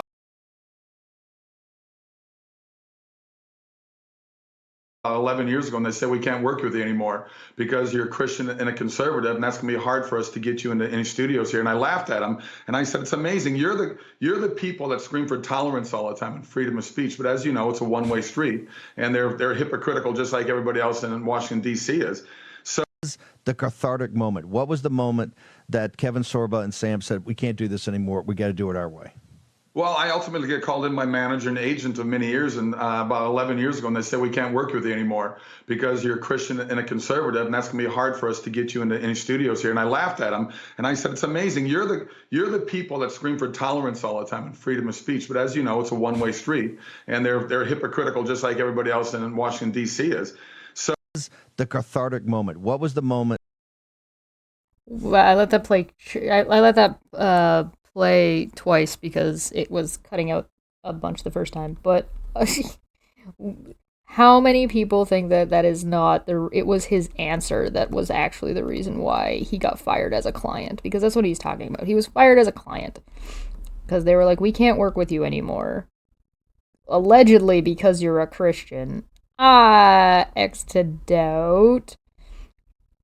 There have been a lot of corroborating stories about this dude just being an absolute jackass and nobody wanted to work with him.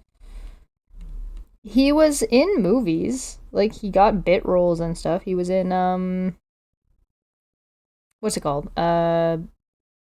Remember the Spartans or something like that?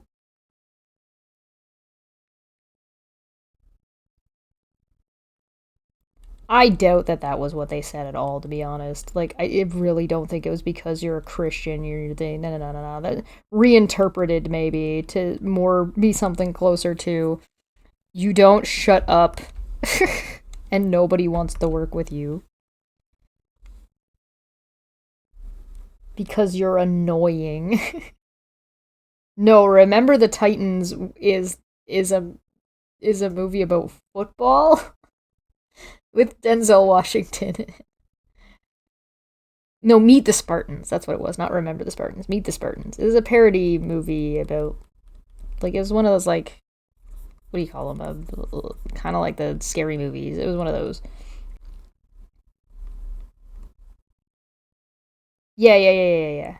Meet the Spartans, I think is what it was called. And he played a Spartan. And it was funny.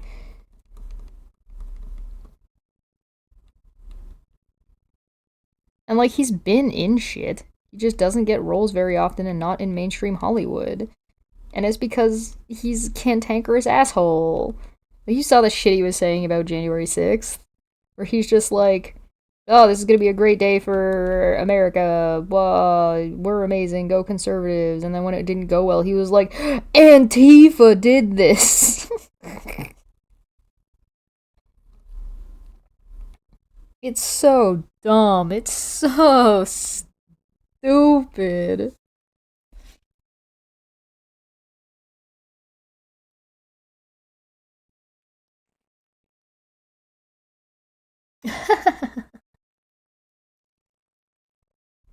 I mean, it's not like there aren't, like I said, a number of corroborating stories and, like, cast members who had to work with him who have talked about how he was, like, sucks to work with. There was, like, a couple of years ago, him and Lucy Lawless got in a Twitter spat, and she kicked his ass For anybody who doesn't know who that is, that was the lady who played Xena.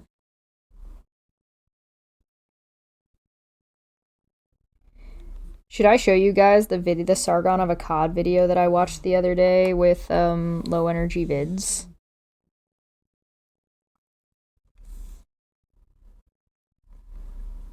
Because Sargon of Akkad decided he wanted to make YouTube content again on his regular channel.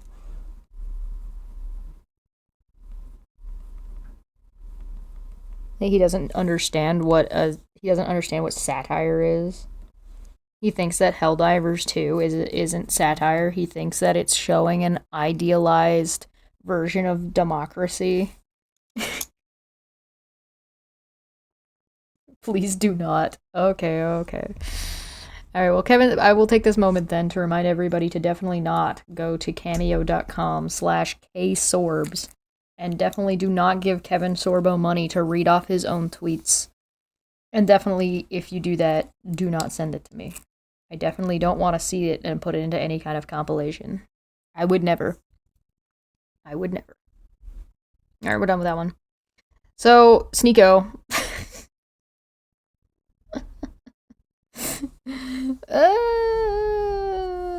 Two Muslims discuss why the age of consent doesn't exist in Islam.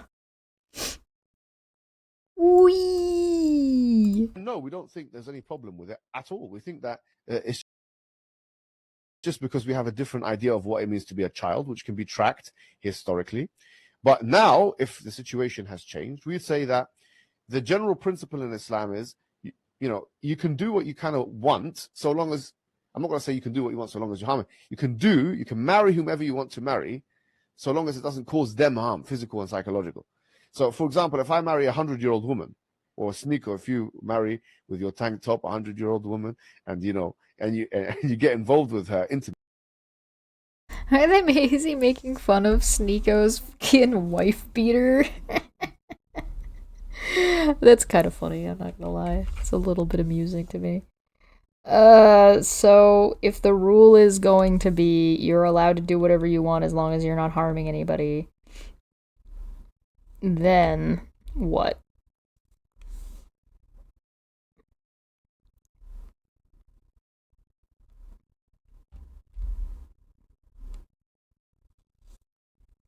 So we'll hold on to that one. Then what?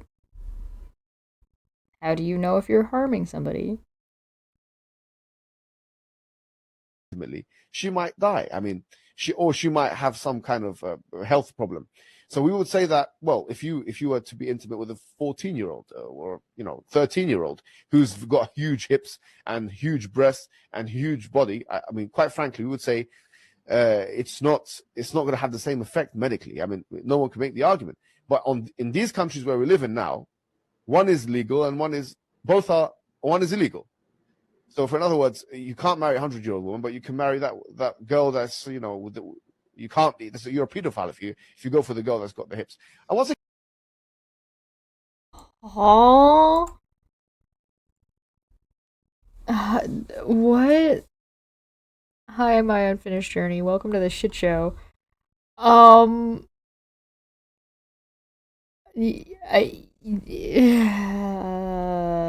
He completely dismissed the psychological harm, by the way, found an excuse for an example.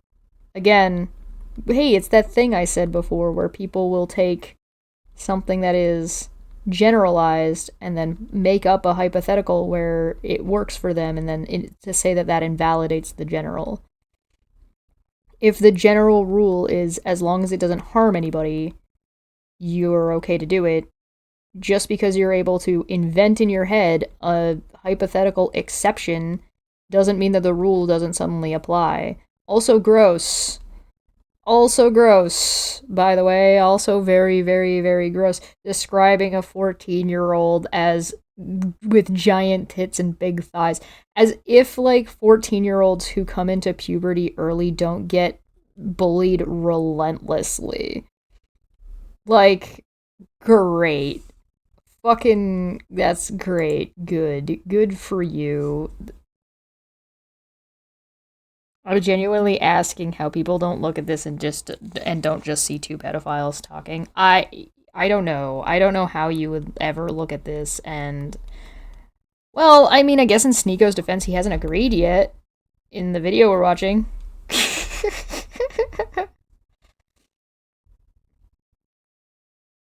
Yeah, they're completely dismissing and pretending that the psychological part wasn't part of the conversation when they've already stated psychological as being part of it. They're like, as long as you're not doing somebody any harm, including psychological, and then just pretended that that wouldn't be psychologically harmful.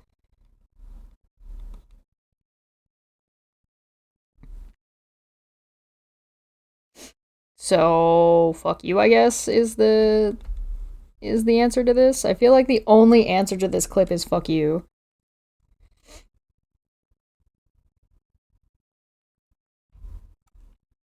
Again, pedophilia is very relative.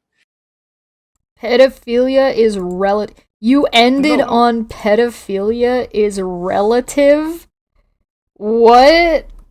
What do you mean? Oh, no! Oh my god.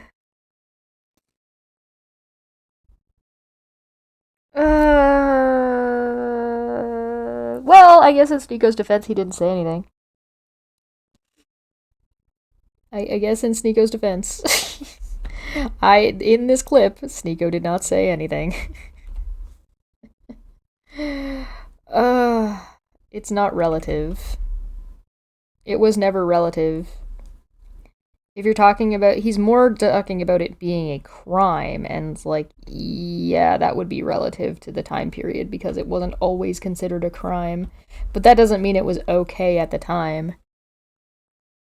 Especially if you're somebody who believes in a god that has these rules that are always the case, right?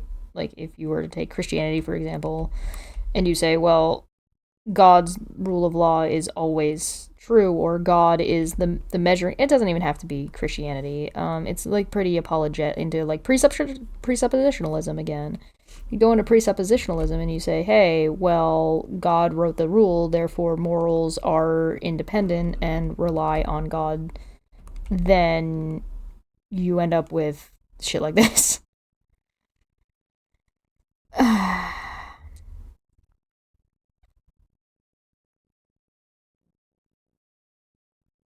Oh boy. Oh, brother. Well, that was awful, and I never want to hear about it again. So, look out for that shit. Yikes.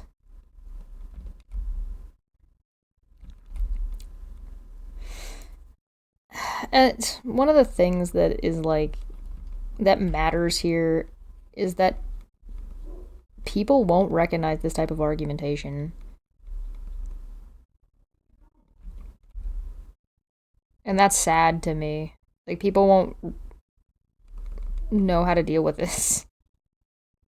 There's a lot of people that will not know how to recognize what type of argumentation this is and what it means and how to, like, address it.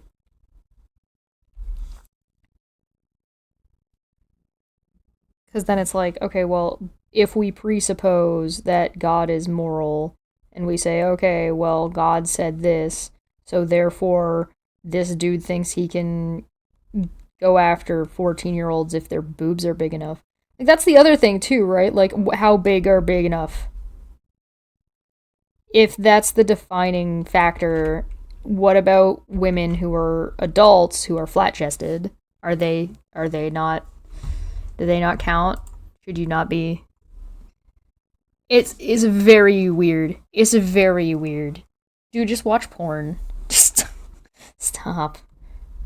I gotta make this about kids, man. Leave kids alone. What the fuck? That's so fucked up. What a fucked up clip. Typing from the fetal position on the floor.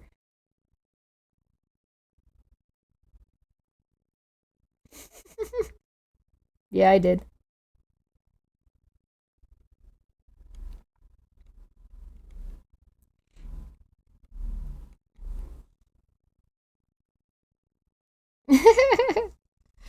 Okay, we'll get off of this. We'll get off of this. Terrible. Awful. Let's never talk about it again. Alright. What's this guy got? What do you got for us, buddy? Oh no.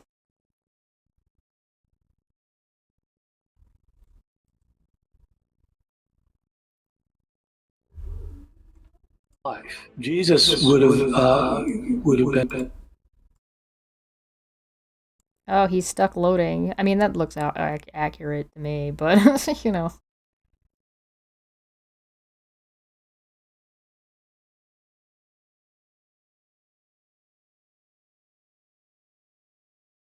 I broke it. Oh no.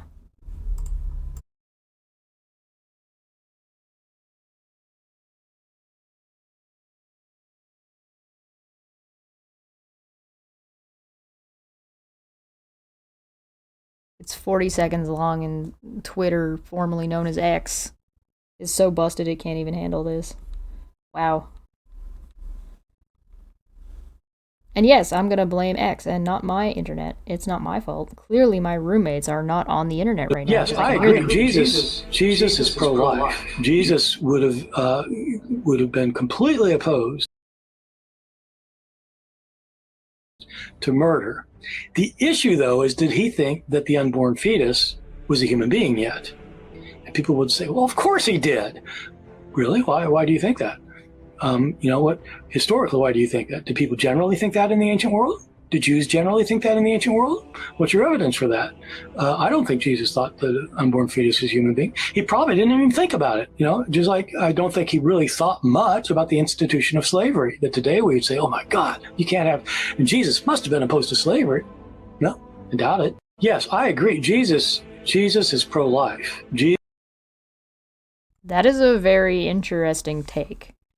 He says that Jesus is pro-life, but then explains how Jesus likely didn't even think about it. How do you square those two things? How do you square this circle, friend?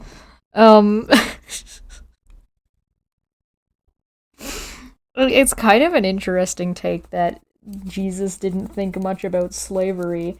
Do you not think that maybe it's a bad idea that Jesus didn't think much about slavery? It's kind of a big deal. Yeah, he made a fair point and then ignored it. It's so weird.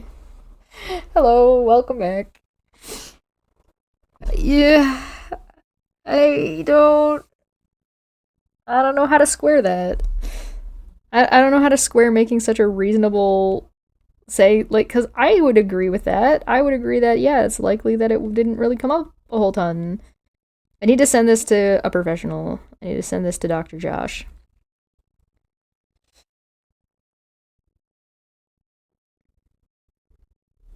Yeah, would have seen it as the norm. Yeah. Slavery would have been the norm.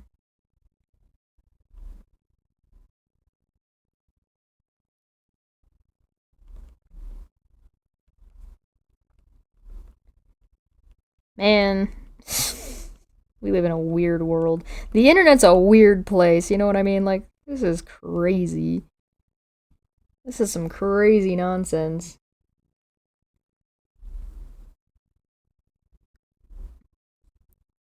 I mean, I don't know why you would try to extrapolate what Jesus' opinion was on things he didn't talk about. I guess you could try and extrapolate off of, like, his behavior and what he had done, or what he was doing, allegedly. But, like, huh? Huh?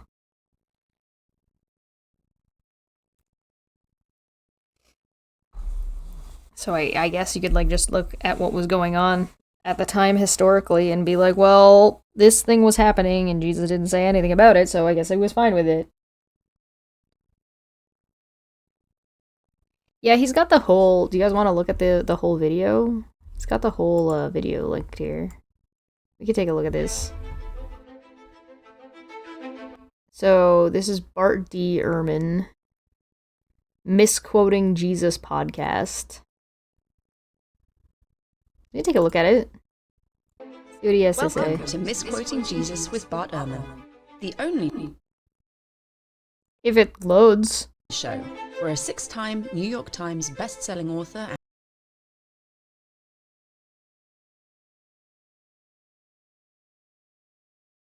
and world-renowned Bible scholar, uncovers the many fascinating, little-known facts about the New Testament, the historical Jesus, and the rise of Christianity. I'm your host, Megan Lewis. Let's begin. Hello everyone, welcome back to Misquoting Jesus. Today we are talking about fundamentalism and whether fundamentalists actually follow Jesus.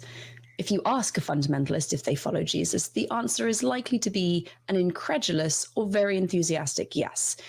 But what did Jesus actually teach? And is it recognizable in how modern fundamentalists live their lives? More crucially, would Jesus have... You know what? I kind of actually really like that question. That's a pretty good question. The clip was from this guy. The Bart guy is the guy who posted the clip. I'll give you guys the link to this. I don't know if we're gonna go through this whole thing today, but I'll give you guys the link so you have it. This is kind of a really interesting question. How do you guys feel about taking a quick break? We've been live for 2 hours. I feel like it's a good idea to take like a quick break before we get into this, because this seems like it's gonna be... I like that. I like the question. I think that's a fair question. Would current fundamentalists be like, are they actually following teachings of Jesus? I kind of hope we get a little bit of a PowerPoint though. I feel like I might want to open my notepad again though. You know what I mean? Yeah.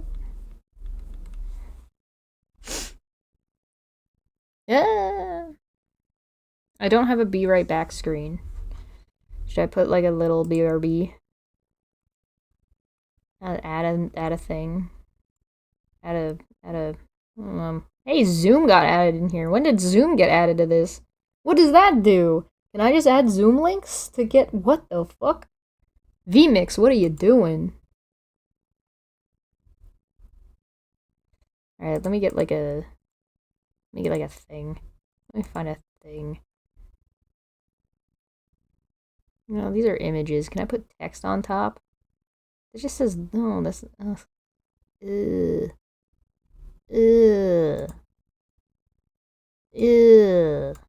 Hate it.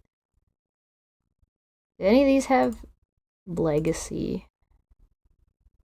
Nah, that one's fugly as hell. What the hell? Who designed some of these? What the fuck? Aqua with orange? It's so ugly. I'm gonna use it so you guys can see it. BRB. And then it says we'll do back in 5. Back in 5-ish. Look at this. What is this fucking shitty ass orange? Oh no. Okay, well I'm gonna save this. You can kind of... I'm just gonna stay on this screen. I'm gonna be back in like probably...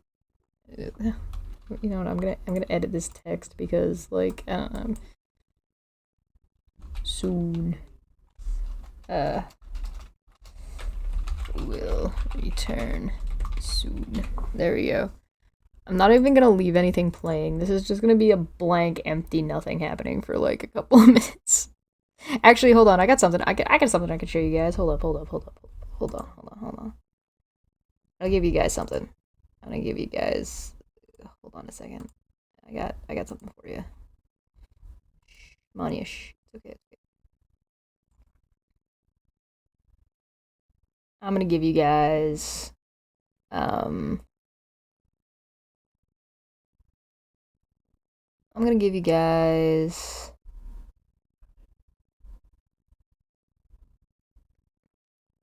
this one.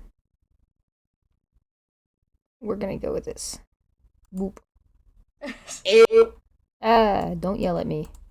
Alright, I'm gonna give you guys this, and then I will be back. But you guys get this in the meantime. We'll turn the closed captioning on, and I will do this.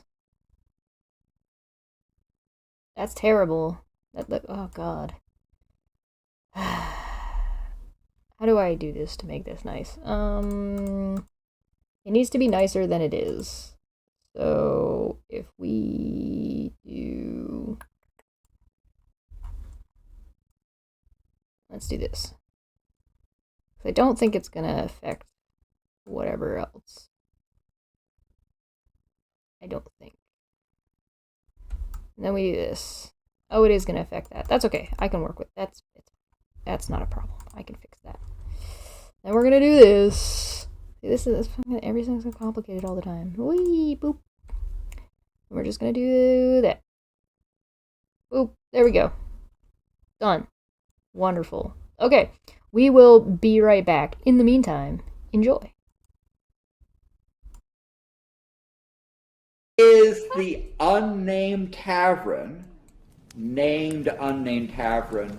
Is unnamed tavern named unnamed tavern, or is it a tavern that's not been named? I know I've heard him regularly say "fuck China."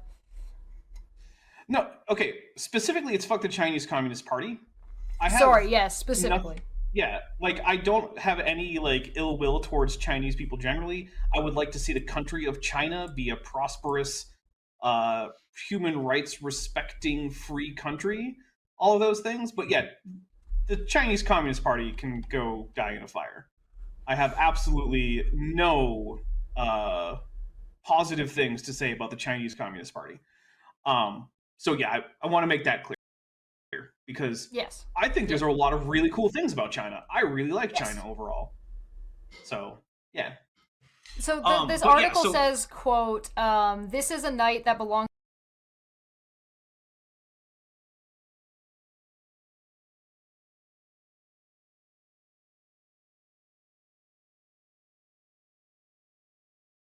to Taiwan. We managed to keep Taiwan on the map of the world, Lai told thousands of jubilant supporters at a rally after his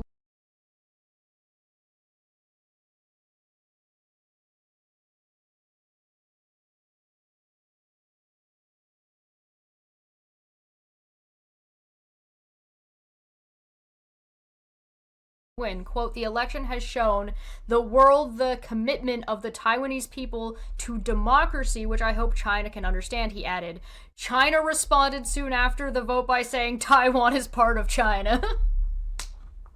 Yeah, so I guess maybe we should go through, like, the quick history of this, right? Yes, so, please. China had, for a very long time, as people probably know, an imperial system where there was an emperor of China and there were various dynasties. And then during, I don't remember exactly when, but that was overthrown and a democratic government was elected. They weren't what you would call terribly good. And during the 20th century, they were overthrown by a communist revolution. But the government that was the Republic of China fled to the island of Taiwan, where they set themselves up as a government in exile. Now, as far as I know, Taiwan no longer maintains any claims to sovereignty over mainland China. I think they've kind of given that up as far as I can there's tell. A few wackos that do that, but mostly. Yeah, sure.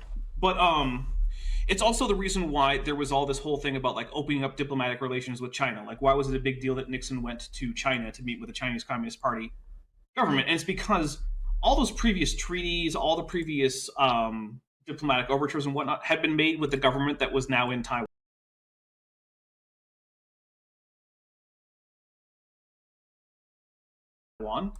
And it's also why, like, there was a question like, will Great Britain give back Hong Kong to mainland China? What if they give it back to the government in Taiwan, which is technically the government they negotiated that treaty with? Or if they just break the treaty, since that government is no longer operating, and eventually, yeah, they decided to give it back to the mainland China. But for that entire time, the Chinese Communist Party, being, you know, the party that more or less won that revolution apart from the island of Taiwan, has said Taiwan is essentially just like rebel territory as far as we're concerned, right? We own it. We're not currently going in there and policing it, but it's part of our territory. And the entire time, Taiwan has been maintaining that it is not, in fact, part of mainland China, and essentially it operates as its own country today. However, it's not actually recognized as a state by any other country. And the big part of that is because all those countries want to maintain cordial relations with mainland China. And one of the quickest ways to get mainland China pissed off at you is to treat Taiwan like a country, which is one of the reasons why when the last president took a phone call from the president of Taiwan, the Chinese government was unhappy about that and complained about it. Now, I will say, taking a phone call from the president of Taiwan is one of the few things I think that president did. If it were up to me, if I were president of the United States, which I can't be because, actually, I guess I could be. I was born and by landed in the United States. You were born in the United States before. Yeah. Before. It was Okay. the Yeah. I United guess I can States. be. Yeah. I'm definitely old But enough. yeah, that's discrimination. Yeah, okay. They don't That allow is you on the permitted. ballot. That is permitted by the Constitution. Hey guys, just like in Air Bud, there's no rule that says dinosaurs can't be president. Yep. Just like when there's no rule that says dogs can't play basketball. Yep. Anyway, so yeah, maybe I'll run for president. But yeah, if I were president, I mean, one, that would be a really bad idea because I'd probably be a terrible president. But two, yeah, no, I would just recognize Taiwan. I am tired of everyone pussyfooting around the Chinese Communist Party. Here's the fact, right? Everyone needs their cheap labor. Okay, great. They need foreign investment in their economy or it's going to collapse. They cannot afford to just go to war. And also, one of the other weird things is that this entire time, the United States has been pledging to, quote unquote, defend Taiwan from what, according to the official stance of the United States government, is its own government. Remember that. According to the United States government, Taiwan isn't a proper country, and the Chinese Communist Party is the proper government of all of China. And yet, the United States has said it will defend Taiwan if China, quote unquote, invades what, according to the same government, is their own territory. It's complete nonsense, and I wish we would stop.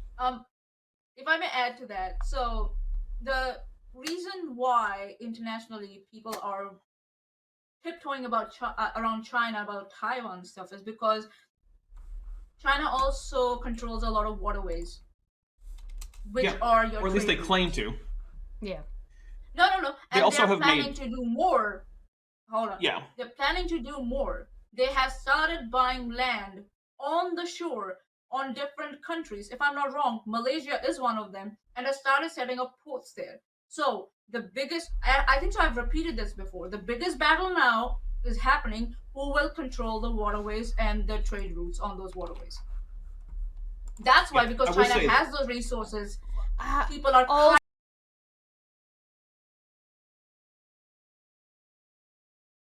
kind of tiptoeing around it because it's also like an international thing happening. Also, though, is if I got you on Bedak, Landon. Also, though, if China can't, like what Dapper's saying, if China can't afford to go to war to defend that, it's not like, even if they do buy it all up, is it gonna matter in the long run? Sorry, go ahead, Landon. So my opinion is that while there may be a one China policy, there also needs to be a one Taiwan policy. Moreover, if I were in the Senate or in the federal government, I would be pushing this, agitating for this particular position, even though I know it will piss off the Communist Party of China. Oh no! I also, the other thing that I would also state is that there's an important language that's used, right? And the language is reunification.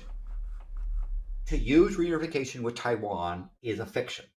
The Communist Party of China has never, ever, ever ran Taiwan. Taiwan has never been a part of the CCP set. So there is no reunification, period, right? It's a fiction. And finally, I think we need to get much more serious about friends of Putin and countries that do business with Putin, including India. includes the Communist Party of China. Don't look at me, go away. And that this is something we need to do. So I think because we have this sort of protection pact for Taiwan, I think the United States needs to step up and renounce its single one China policy to give Winnie the Pooh the diplomatic no, you can't do that, and to tell Emperor Pooh, sorry, there can be a one China policy, there can be a one Taiwan policy, and that nth century map you claim to be area is about as relevant as the map the Greeks had or the Romans had about the land they own. It's somehow less relevant than Argentina's territorial claims in Antarctica, which is saying quite a lot. There's a bit in here as well that says, following Taiwan's election results, a spokesperson for China's Ministry of Foreign Affairs said no matter, quote, whatever changes take place in Taiwan, the basic fact that there is only one China in the world and Taiwan is part of China will not change. The spokesperson continued, quote, the one China principle is the solid anchor for peace and stability in the Taiwan Strait. We believe that the international community will continue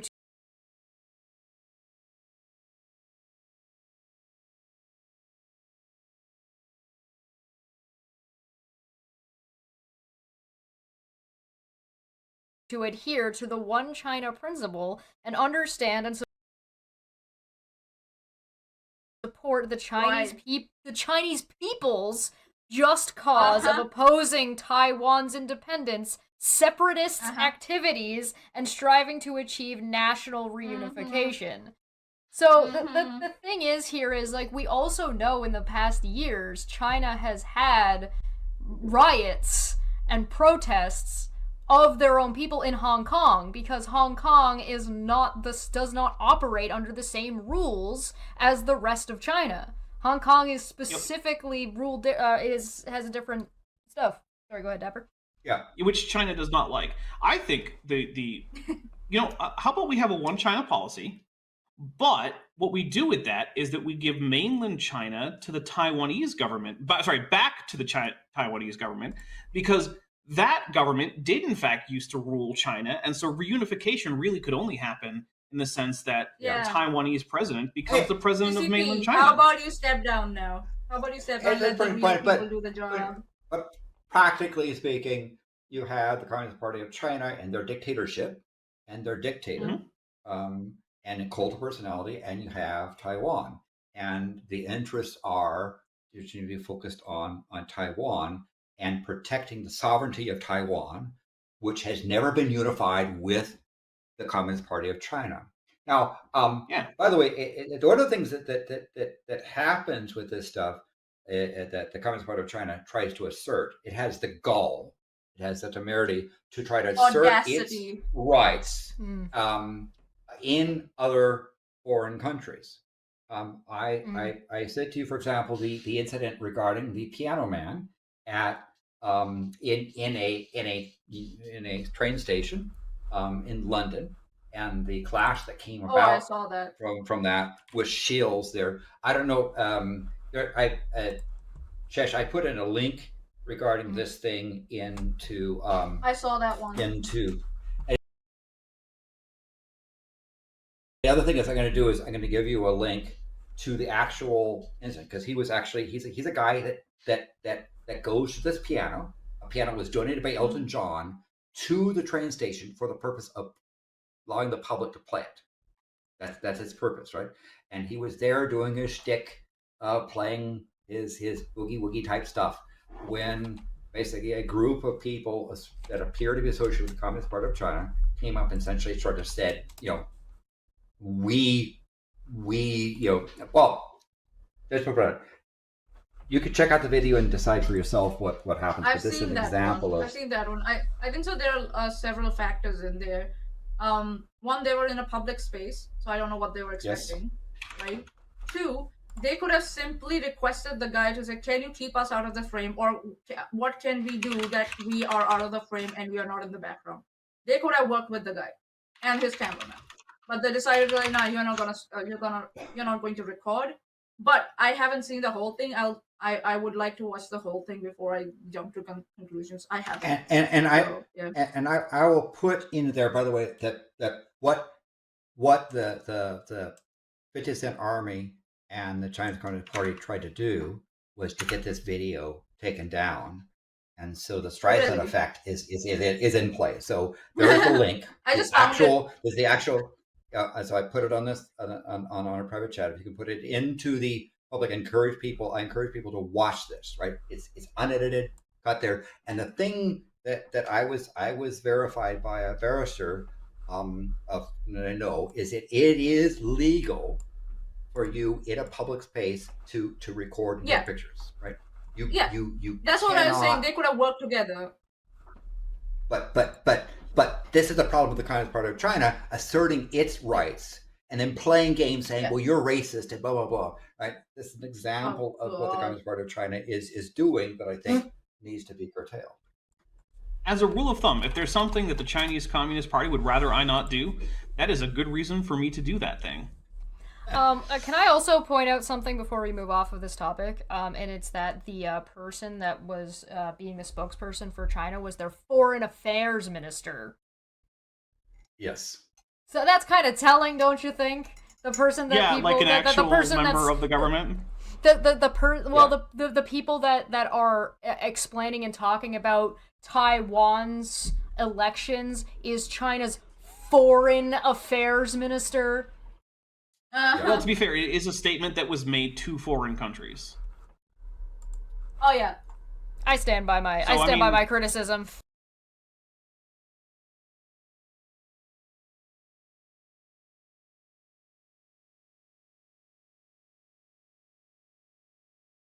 Hi, welcome back. That was fun. Tune in to that on once a month, on YouTube, on my channel, for more political talk and news and things such as news. I'm just making a little bit more tea. I like that idea of just showing pre-recorded content while I take a break because it lets me actually take a break and doesn't make me feel rushed. What do I think of this woman's glasses? They're kind of neat. I think they're kind of neat. I don't know if they would fit my face. They also kind of look like they're pretty thick. Like, with this gap going on, that's crazy. That's crazy! I like them. They're a good choice. I like how that matches her eye makeup pretty well. That's pretty cool, I like that. So, I don't know if I'm ready for this. I gotta turn my brain on. I don't, like, because I have this, but I also have this if I don't want to have my brain on. So I guess we start with brain on, not dumb drama shit, and do brain on for a little bit. Save this for another day, maybe, or for later.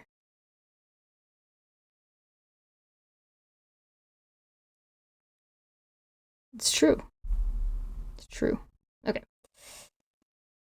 You guys ready? What is this? Do fundamentalists actually follow Jesus? I guess we should kind of know who Bart is, shouldn't we? Who is this guy? Let's look at his thing. YouTube channel, home of Misquoting Jesus podcast, which we release every week on Tuesday. A world-renowned Bible scholar, he has written 6 New York Times best-selling books, including Misquoting Jesus, How Jesus Became God, and God's Problem. We post at least once per week on the channel on topics such as early Christianity, textual changes, the writings of Paul and the Gospels, historical Jesus and other Gospels, ancient heresies, how we got the Bible, and more. Follow along, blah, blah, blah. I mean, that seems interesting to me. I don't know. Do you guys want to watch this one? You guys curious? I'm curious. You guys vote. Vote, what do you want? You guys want to watch this? Or do you want to watch this goobery nonsense? Got goober number 1 and goober number 2. Number 1 and number 2. Number 1 and number 2. If you have fully different suggestions and you want me to look at something, you can link it in the chat. I'm pretty sure links are allotted.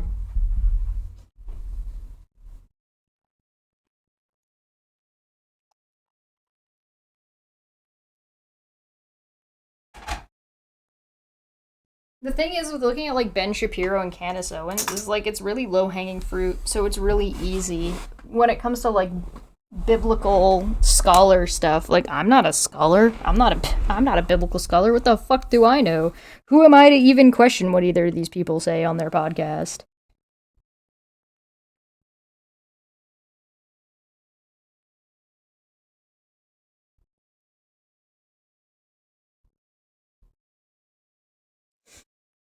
You abstain. You guys aren't gonna vote?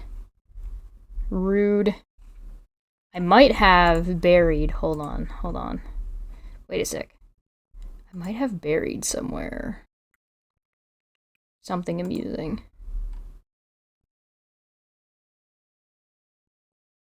This. No, not that one. There was a whole bunch of people who were pissy about X-Men 97. Hold on. Actually, let's do that. Hold on, I have a different thing. I want to do this, but I want to do it later. Hold up. Hold on. Let me go find it.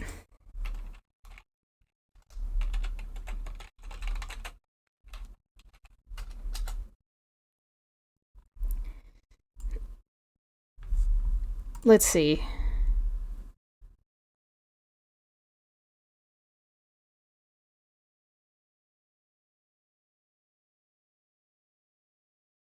Really?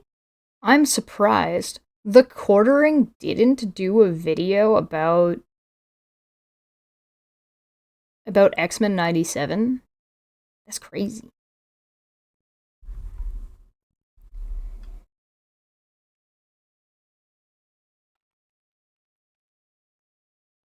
I don't believe that she lost her butt.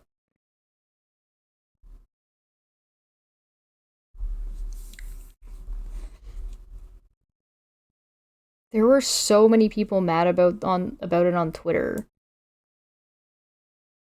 Recapping X-Men the Animated Series.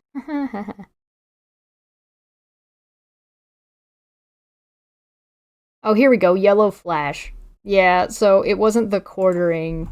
It was definitely not the Quartering. Hold on, let's check this out. This guy. All right, here we go. This is more my jam. They delete their videos because X-Men 97 is good. I haven't been able to watch it yet, and I'm looking forward to watching it. No, it didn't. It's just the angle. Different panels look different. Different positions in animation look different. Yeah. He's an Eric July simp. Oh, that's even better. I didn't know that. Go. Wow.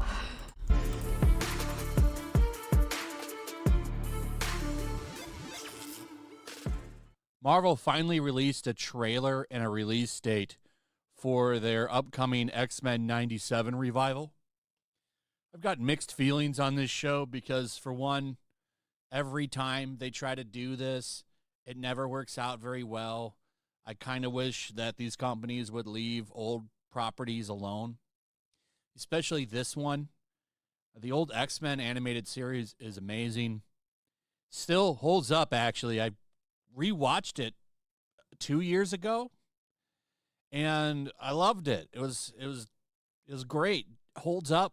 I liked a lot about it, other than the fact that, like Wolverine only uses his claws on robots, but it's a product of the time, and it still kind of holds up better than the Spider-Man anime. That's not an issue of it being a product of its time. That's an issue being the product of the rating of the show. It's a kid's show. It wasn't gonna have... What did you expect? It wasn't a show for adults. What do you mean? Product of the time. That's a little silly. It was for kids. It wasn't... It was on Fox Kids. It wasn't... That's silly. Animated series, which suffers from that CGI, but that's still a good show too. I bet you if this show does well, they bring back and finish the animated series, because that show also ended on a cliffhanger. Just hopefully if they do that, they ditch that CGI. So yeah, trailer came out. It's getting well received. You can go through it a little bit. This is from the old cliffhanger where everyone is saying that Charles Xavier is dead. They even bury him in this, but from what I remember, the Shi'ar Empire came and said they could fix him and save him. So I don't know what's going on there. They're going to save his mind and put him in his brother's body like they did in the movies? I don't know, but So, side note, this is a the X-Men 97 is a continuation of the animated series. It's not a reboot, so it continues on from where they left off, from my understanding. Most of the voice actors are back, though Cal Dodd is back as Wolverine. A lot of people have been talking about his voice sounding off. That's because he's older now. People's voice change. Also, it'll take them a while to get their voices back to what they were. I mean, they haven't played these characters in a long time. So it takes a while to get back into the groove. But that's him. The only one that... Does it? Is that how that works? I mean, I kind of agree with what he's saying so far, that yes, if the voices sound different. I don't agree with his reasoning, but it's... Like, don't be too judgy about the voices being a little bit different for the first little while. I don't know about getting back into the groove of it. That seems a little bit silly because they were recording, and, like, that's just... It just seems like a silly thing to say. Maybe... I don't mean to be nitpicky, that just sounds silly to me. I don't know. Yo, everybody hated Jubilee back in the day. 30 years later, the voices sound different.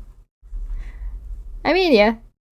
People's voices change over time. I agree with that. Getting back into the groove, I don't know about that. From a lot of what I've watched of voice actors giving reviews and examples of characters that they've played, it really just depends on the voice actor and the character. Right. Like the voice of Pinky from Pinky and the Brain can usually slip back into Pinky or Wacko pretty fucking easily. Same with, like, I think it just depends on the character, the voice that they're doing for that character, and the actor themselves. So I think that's kind of just a silly generalization, but whatever, it's not that big of a deal. It ain't that deep. That has notably changed is Jubilee, because the voice actress decided to get woke and say, I'm not Asian, so I shouldn't be playing this role. So that is a new voice actress, even though the original could have played her. There's no problem. And there's no problem if she doesn't want to play it. What do you mean? If she doesn't want to do the role because she thinks somebody else could do it better, then isn't that a reasonable decision for her to make? What? What? Here we go. Thank you, I will save. Voice actors do warm-ups before recording anyway, yeah, this is true. For the most part, the trailer was fine. I liked most of it. You know, we'll see. I would like to be optimistic, though there's some things going on here that raise red flags to me, and I'm going to go over them. Notably the showrunner, who has said some pretty crazy stuff over the past few years. I've covered. So you're gonna judge the quality of the show based on what somebody said, not based on the quality of the show and what they've said over the years? Isn't that the thing that, like, the anti-woke crowd complains about all the time? Like, you shouldn't go back in somebody's history, you should just judge the product on what the product is. And this guy's just announcing that he's not gonna he's gonna judge the show based, and his red flags and his concerns from the trailer aren't really from the trailer, they're from something some guy said.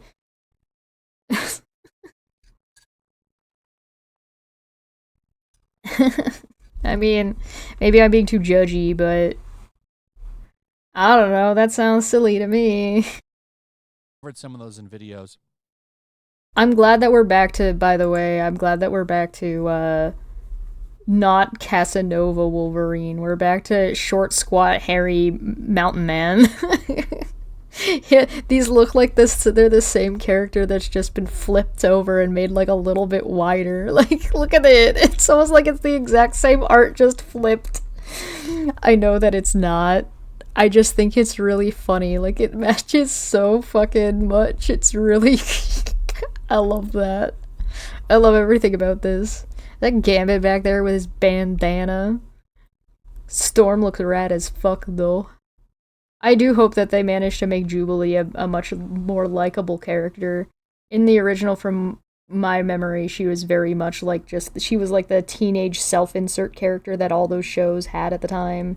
That's it being a product of the time, by the way, not not what he said earlier. It's kind of goofy, but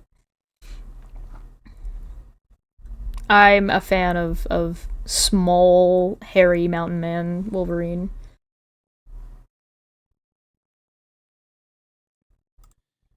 Maybe we'll do an update on him later, but the biggest thing I want to talk about is Morph, because that is Morph over there by Wolverine. They're going with his changeling look. So Morph is actually an original character for X-Men 97. He's based on the character Changeling from the comics. And they're going back to that look now. This is a picture of him over on Wikipedia. You see he kind of resembles this look now. They're just... Wait a minute. I don't know if you guys can read that very well. Here, let me do this. If you look right here, it says Morph.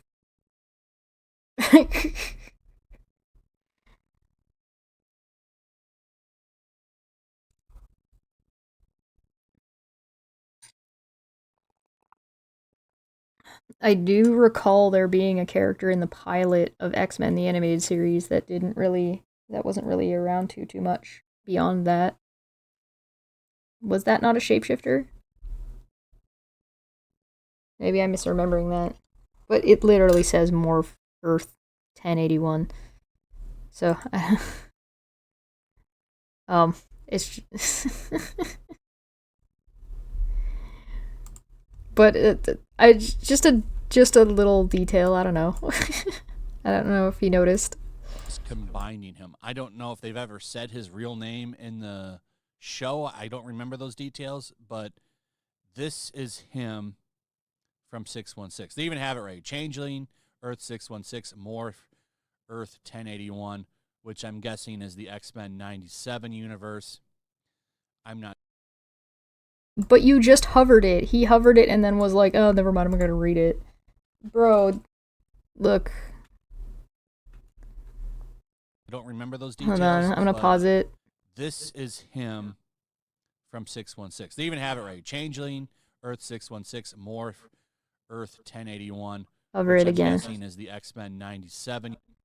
Within Marvel Comics, most take place within the fictional Marvel universe, which is in turn part of a larger multiverse, starting with the issue of Captain Britain.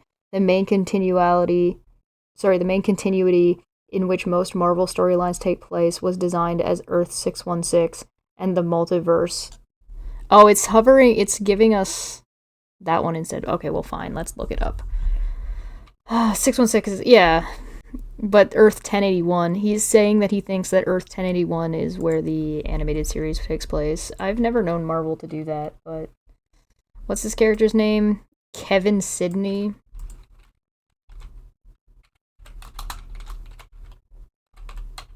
Kevin Sidney, Morph, X-Men. Oop. Here we go. This is what he's looking at. Ta-da. Oh no, that is hovering it. Yeah, 6 fictional characters. So Morph. Okay, so let's see Earth 1018.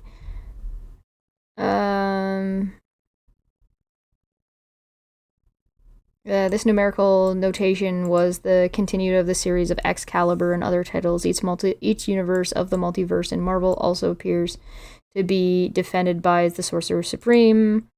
Yada yada yada. Normal shit. The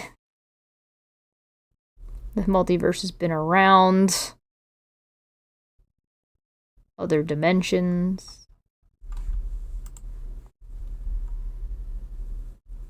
X-Men the Animated Series. Part 1 from 1992. I was right! That was Morph. Hey, remember a minute ago? Hey, you guys remember the minute ago? You remember a minute ago when I said this character was in the original animated series?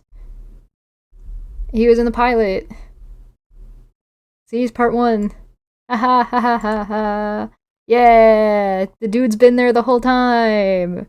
Yeah! Hell yeah. He was there the whole time, you just didn't notice him.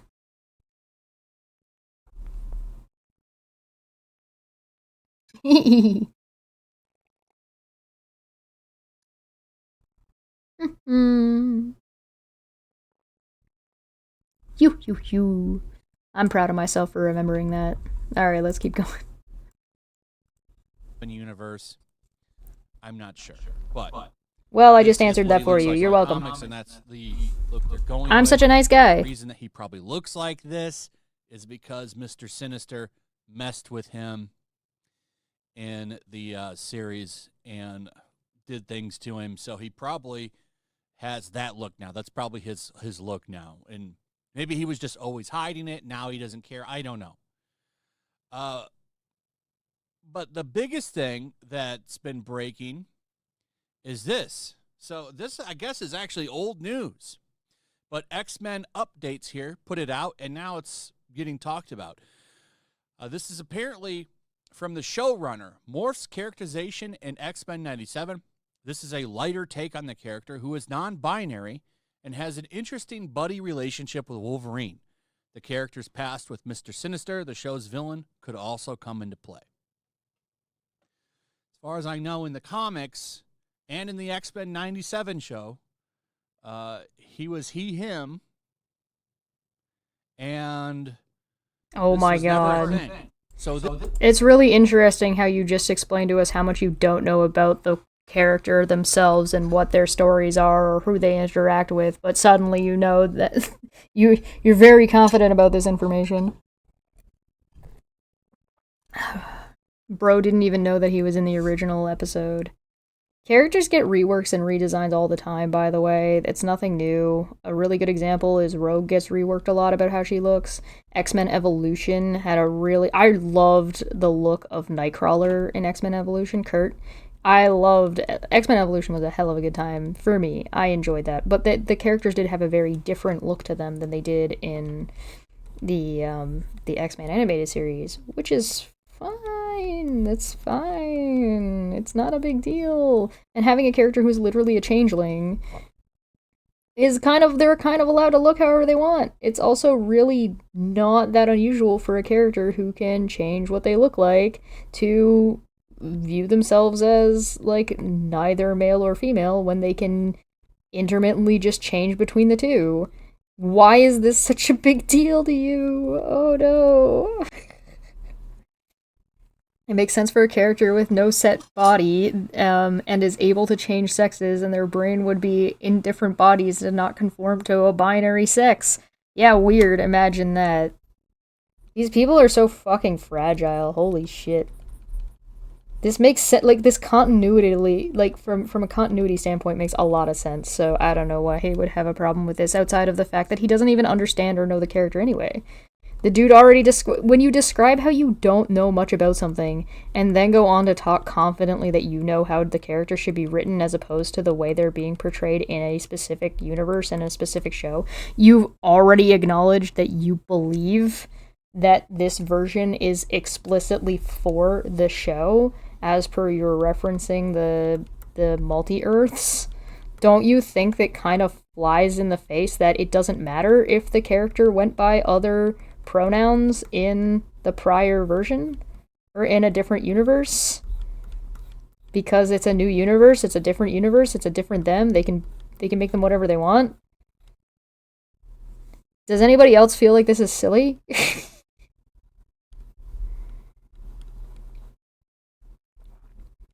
Should I go find an episode of this guy looking at Eric July shit? Because now I'm curious. This is a change for the show, unless I'm wrong, unless in some book he's non-binary and was using they, them pronouns. Unless I'm wrong, because I did no research on the character that I don't know anything about. I'm just baselessly asserting this as an assumption. Is he assuming their gender?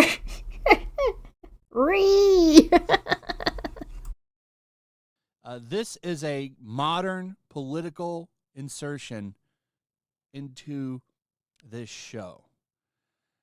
I guess maybe they It's X-Men. There was always modern political insertion in X-Men. That was the point.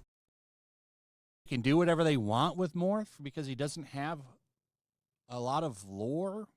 He's not really that popular as far as I know. Like, nobody's ever talking about their greatest Morph moments or changeling moments, other than that time he impersonated Professor X. So this Nobody's talking about that great time with this character that nobody really understands, except for that time where they did that I don't understand anything about. This is asinine. is clearly done because, one, Disney modern bullshit. Whether or not this ruins the show or anything, I don't know, but they're going to be using they them pronouns when they talk to him. And when they talk to them, not him, them. Them. They're a changeling. They them. Or maybe they're going to use he when Morph presents as a more masculine, or maybe they'll use her when they present more as feminine.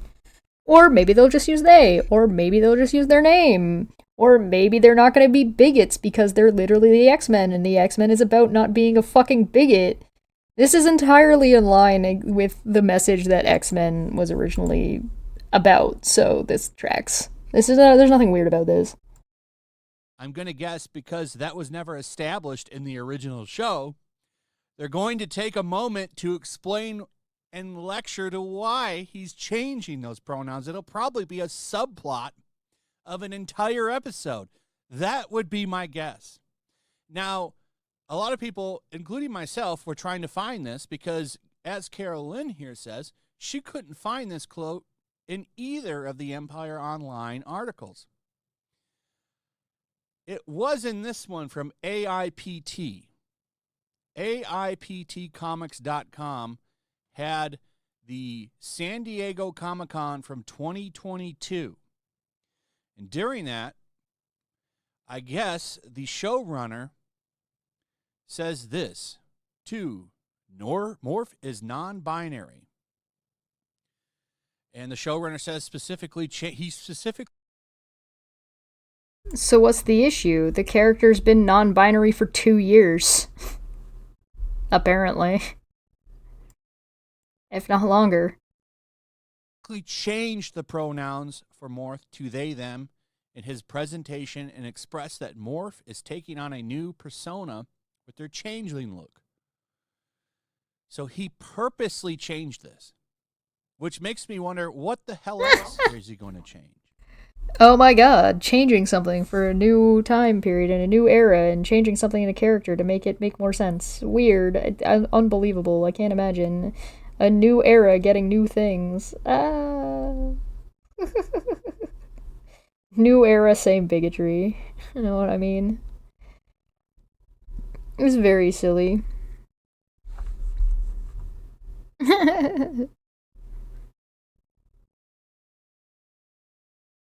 Let's just say that what he's saying would ruin the episode, where it's in your face that would only speak to that one episode. It wouldn't ruin the whole series. Every show like this has a good and bad episodes.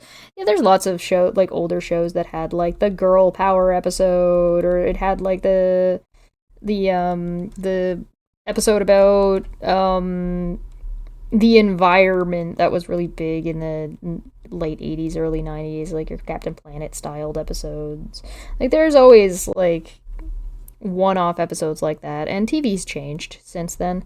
So I don't know how much it's going to really affect this, right? Like even Avatar, The Last Airbender, which is lauded for being such a good show, had a quote-unquote girl power episode. It's episode 3. It also had the environmental episode, which is like episode 6. That's actually more than one. There's the one where they in the season 3, where the episode called "The Painted Lady." The Fire Nation have a factory that's ruining the environment for a small town, a small fishing town, because they're wastefully dumping their sludge and shit into the water. And so it had more than one episode that was like pro-environmental stuff. So, like, I don't. It sucks when they're done poorly, but that doesn't mean they're inherently bad. Because if they're done right, you won't really notice. People love Ferngully. That whole movie was like a movie about the environment. It's very silly. No, I'm agreeing with you, sir. You're right. He didn't change Magneto, by the way. This is a suit he had, and he was headmaster for a little while in the comics. It's right here. They actually have it. He was trying to change, and it was actually a pretty interesting run when he was involved with the X-Men. But that's what's going on. I don't like that, where you specifically change shit, because that's not how he was in the show. And as far as I know, unless I'm wrong, I don't like change, dude. Then watch the old one. Then just watch the old one. You don't have to. Not every new thing has to be for you. It's okay. New people are allowed to come in and enjoy a hobby or enjoy a thing. It doesn't. Not everything in that franchise has to be directed at you. Why are you so fragile? If you like the old one, watch the old one. It's fine. It's fine. You're overdoing it. It's okay. It's alright. It's okay, buddy. It'll be fine. he's never Just been because there's one character that's been changed slightly. And they told you about it 2 years ago, and you didn't care so much that you didn't even notice for 2 years. that in the comics, and they even have the original voice actor returning for him. Oh no, that's for Mr. Sinister. Sorry, I don't know if the original voice actor for Morph is coming back or not. But that's where we're at. Can they not do changes like this? Why didn't you just make him gay? Why does he have to be non-binary? What? Because those are different things. Those are drastically different things. One is about sexual orientation, and the other one is about self-identity. You would think self-identity in a character that has change power, that they change what they visually look like at the drop of a hat, would struggle with self-identity, especially in a world like the X-Men, where a lot of people are incredibly prejudiced against you, which is part of the plot of X-Men. What do you mean? So this guy just doesn't know what any of these things are, right? Is that what we're getting at? This guy just doesn't know what he's talking about? What? Huh?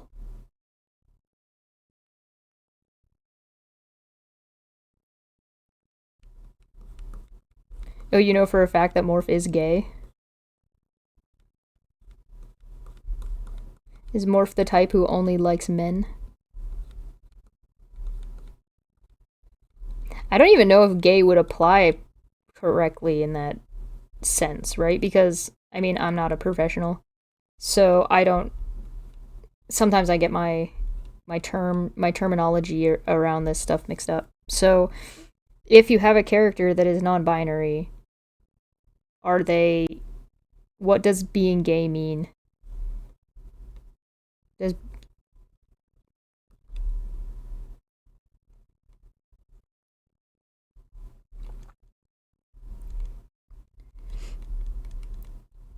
I need to double check because I'm not sure I'm going to get it right. Because I get things wrong sometimes. It's not intentional. Oh, hi! Because if Morph is non-binary, and Morph is sometimes a woman, or female presenting, does being gay mean that they are a lesbian when they're in that form? Or does being gay when they're in a more effeminate form? Or is that just not something that comes up? It's a little bit pedantic in the terminology. I know I'm being a little bit pedantic. But I'm asking because I actually don't know. More from Treasure Planet? No, I wish. I love Treasure Planet. A great movie. Underrated. I know it might not feel like we got a lot done on this art so far, but we've actually gotten a ton done on this. This thing's looking good. I am actually very happy with the progress here.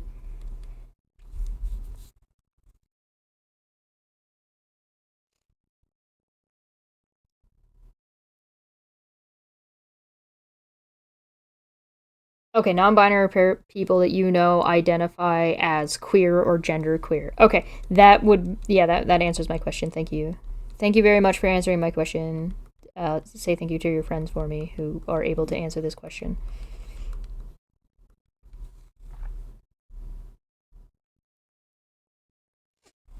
So yeah, that explains that. Thank you. That makes actually a lot of sense.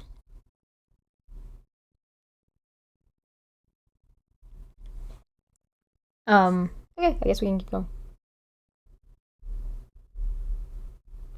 If you can change your sex, and if you can change your sex but aren't attracted to a different biological sex, then your sexuality will change with your form. I guess that makes sense.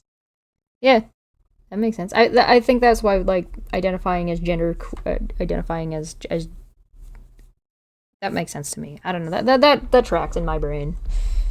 All right, let's keep going. But you know, they take the one character that doesn't have a lot of shit, and they go, okay, well, we can do it with Morph. So, I don't know. What do you mean? Are you actually complaining that they're not taking a character that's been fully established in a specific way and a character that is like by definition adaptable? He's adaptable by, or they, I guess, are adaptable by straight up being Morph. They're a changeling. They can change their form. They can change their gender. What are you complaining about? What are you complaining about? Why didn't they just make him gay? Oh god. What? What nonsense did I just fucking hear? Huh? What? That doesn't make any sense. It makes a ton of sense with this character to have them struggling with identity. Of course it does. They're literally a character with a constantly changing or arbitrarily changing identity or intent and like, visually. So of course it makes sense that they would struggle with identity. The majority of the X-Men struggle with identity. I'm upset that they don't turn into a big non-gendered spider creature. But that spider creature has to use he, him pronouns. If not, why don't they just make him gay? What do you mean? What a dumb sentence. What a stupid thing to even say. What? What? Oh my god. They, us. Oh no. We, us. Literally, would you love me if I morph into a worm? Green short. Oh my god, get out of here. Maybe the show will be good. To me, this is a red flag. We're specifically changing things now. Really?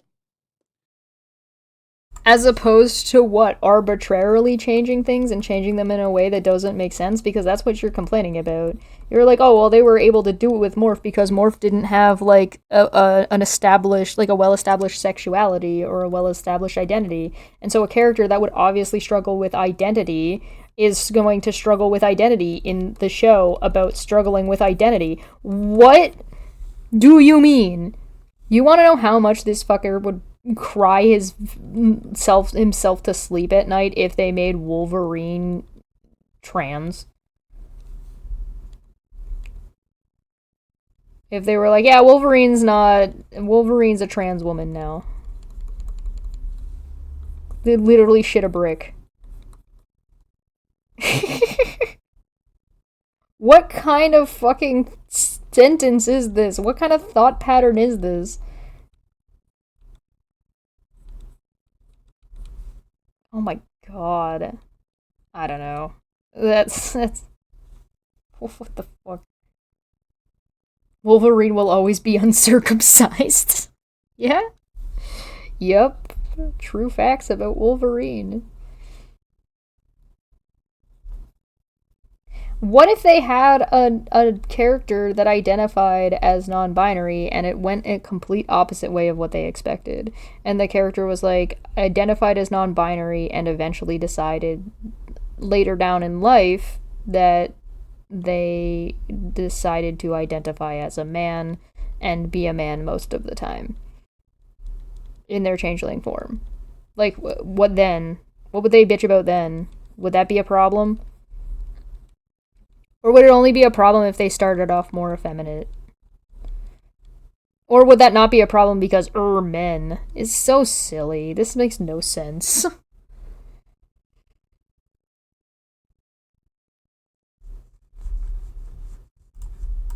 Can't you just make a X-Men show and not decide to go and change lore? I mean, that would be good. They didn't change that's not a lore change. You don't know what lore is. It's a character it's a character trait. It's not lore. Lore is shit that happened to them and decisions they made. Character identity is something a little bit different. You didn't even remember this dude was in the show in the pilot. Don't pretend you fucking care. You only care because you think it goes against your identity politics. Because you think you can make money off of it by making a video like this. Bitch, please. Ya basic. Ya basic bitch.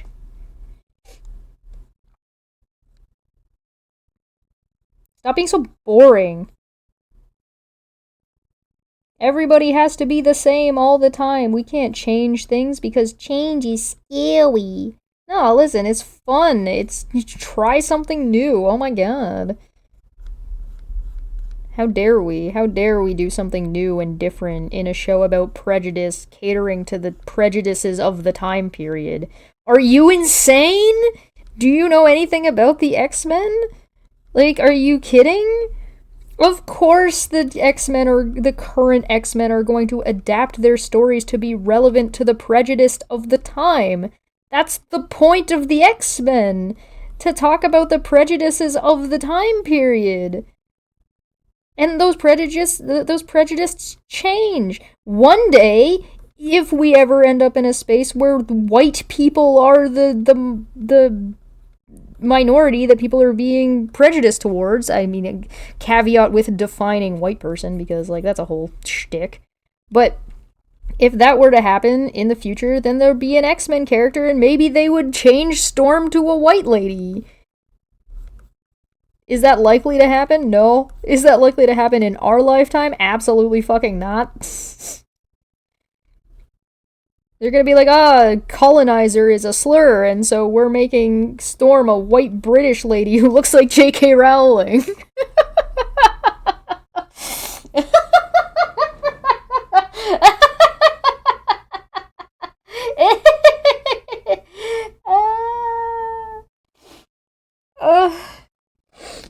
I want a non-binary asexual mutant. During sexual tension, they bring out their Pokemon cards and make new decks. I would love that. That'd be great. That sounds awesome. I love that idea. 10 out of 10. Ugh.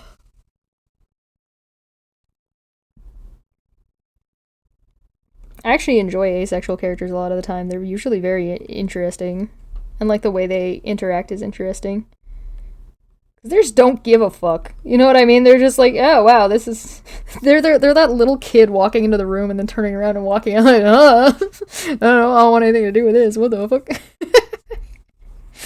I just don't know why these people just want the same stories being told over and over and over again.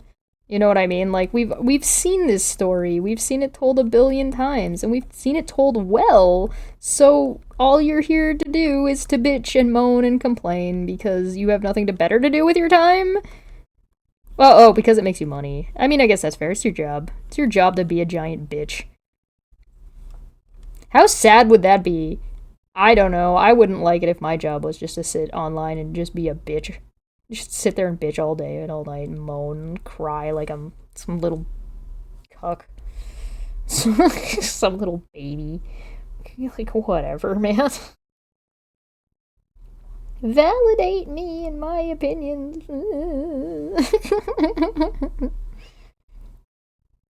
Asexual people are born with Pokemon knowledge.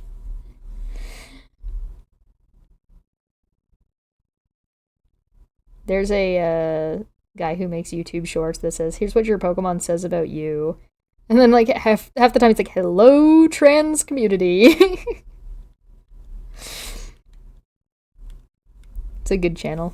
Or, like, it's a good bunch of shorts, at least. I don't know about their channel. I haven't watched the channel itself. I've only seen the shorts.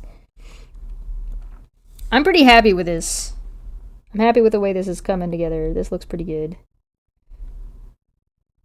I'm not worried too much about focusing on the shape of the hand. That I say as I work on it.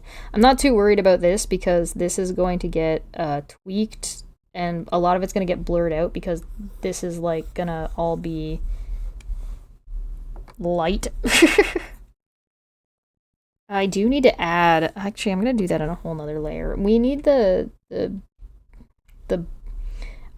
is my least favorite part of Tifa's character design. I hate her freaking suspenders. Not because I don't think they look good on her. They're great. They're great for the character design. Absolutely love it. Hate drawing it. I hate the suspenders. They don't make any sense to me in my brain. And I'm just like, why are you suspenders? Please die. Go away forever. And then, like, there would be one, like, here, I guess. And then, like, here. I don't like the suspenders. I'm not sorry that I don't like the suspenders either. Oh, that hashtag is never gonna happen. I appreciate your cadence, though. I appreciate your effort, but, Pokemon will never be furry-free. Never gonna happen. There's too many Pokemon with too many humanoid qualities and too much intelligence.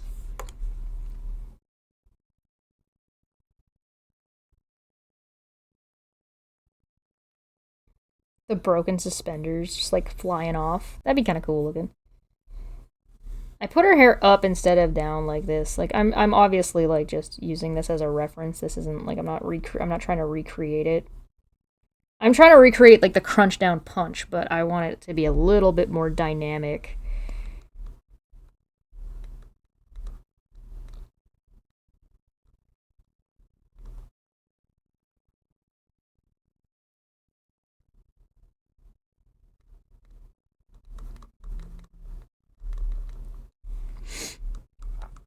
Or a little differently dynamic, I should say. It's not really more or less, it's just a little different. One is obviously a character model. Vaporeon. The classic. The classic.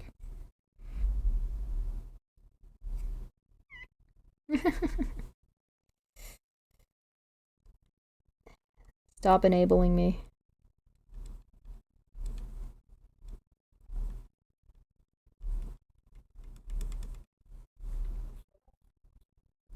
Who's yelling at me? I don't know.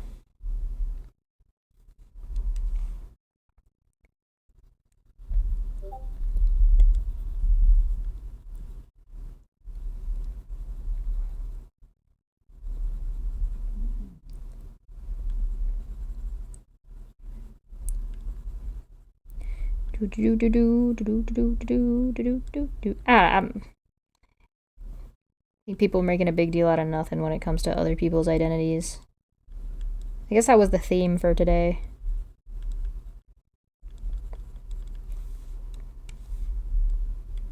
It's one of those, like, why do you care?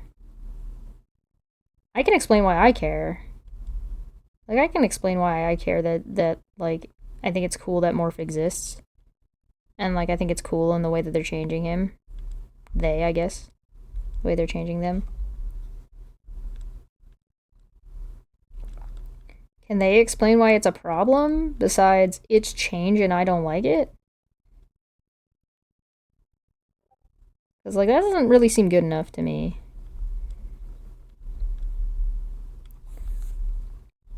It's different is the whole point.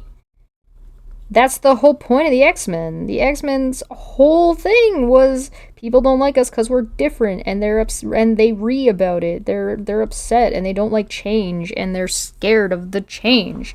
That's the X-Men. That's just the plot. That's the whole point. That's just the show. What do you mean? That's the whole concept.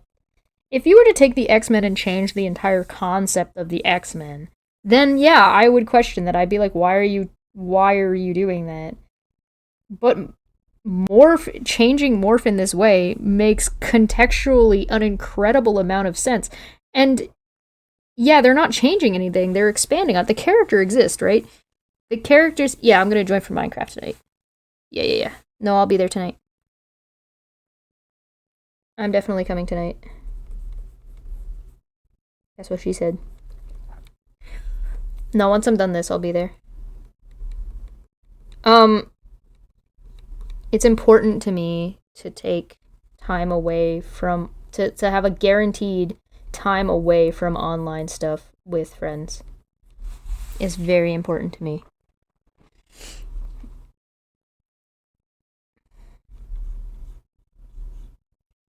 What was I saying? Puck does need to have a bath, but that's okay.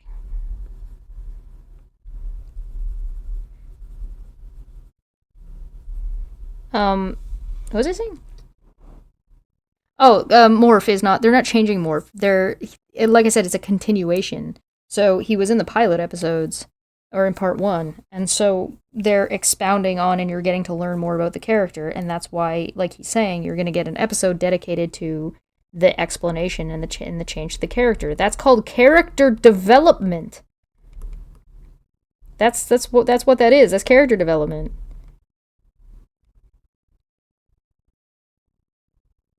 Yeah. I'm gonna get bullied. Don't bully me. Do not bully, please.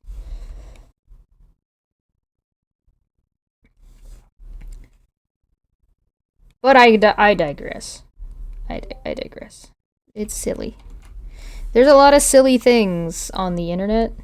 Do we let this guy finish? Does this guy have anything valuable to say, or is he just kind of talking out of his ass the whole time? Because I feel like he's probably just talking out of his ass the whole time. That's the vibe I'm getting, dude. When a tiny little woman creature is able to pull up more knowledge than you passively about a comic book series, I think maybe you've lost your street cred. I'm not gonna like that episode and move on. Yeah, right? Just skip the episode if you don't like it that much. No! Don't set the creepers on me.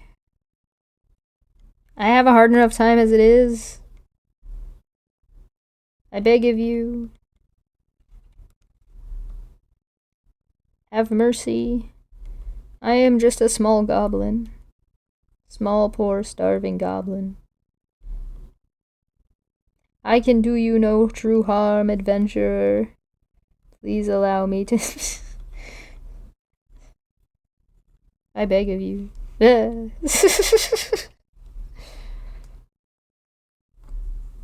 don't know, man. I don't know. Alright, let's... What other dumb things is this guy gonna say? If you really wanted to do something that talks about a message, even though they've kind of already done it, I'd say you could do God Loves, Men Kills. Like, that's a story you could do, even though they kind of touched on it in the old show quite a bit, but a little bit. Like that one run, like, remember where Nightcrawler is meeting his brother Trask, and he has a meltdown and stuff. They kind of did a little bit of that in there, but either way, I don't have high expectations for this show. I will be shocked if they actually do a good job. But this is, it's like, okay, well, now we're specifically looking to do things. So, okay. Anyway, what are your thoughts on this? Let me know what you. This is such a stupid asinine fucking video. I don't understand what the fuck he's talking about. Well, I understand what he's trying to get at, but like what he's saying doesn't make any sense. They're intentionally doing this. They're doing this with intentionality. Good. They should be doing it with intentionality, because when you do it without intentionality, you get the other thing that people like this like to complain about. And that is tokenism and characters that are just haphazardly written to just fill a slot. And nobody likes that. Nobody likes characters that are just written to fill a slot to crunch a number, right? People want well-rounded, well-written characters. Right? People don't like when like tokenism happens, or like they just made this character a girl just so we could have a girl in the show. Cough cough, Teenage Mutant Ninja Turtles, cough cough. Right? So like he's literally complaining that they're not doing the thing that they like to complain about. It's a catch-22, right? Either nothing you do will make anybody like this happy. So what's the point of trying? Like, actually, what's the point of trying to make somebody like this happy with a character? Or with the development of a character? What's the point? What value is there to it? There isn't any. There is no value to it. Because they're gonna bitch no matter what. So why would anybody cater to what you want if you're never gonna be happy?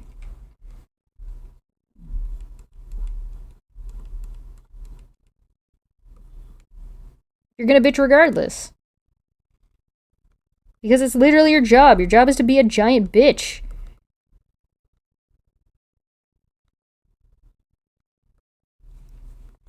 I don't know, is that too complicated? I don't feel like that's complicated. But how I feel might not be relevant to how it is. You know what I mean? Facts don't care about your feelings sometimes.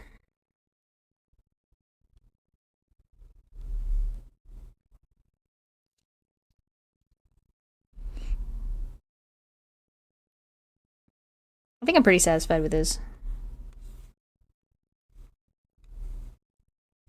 I mean, I could sit here and render it for, like, literal days, which I probably will, but I will likely do that thing, but this is looking pretty good. I'm happy with the way this is coming along. We haven't even gotten to color yet. Sometimes you will just you can just, like, what's what we're looking for? You can just, you kind of just skip grayscale,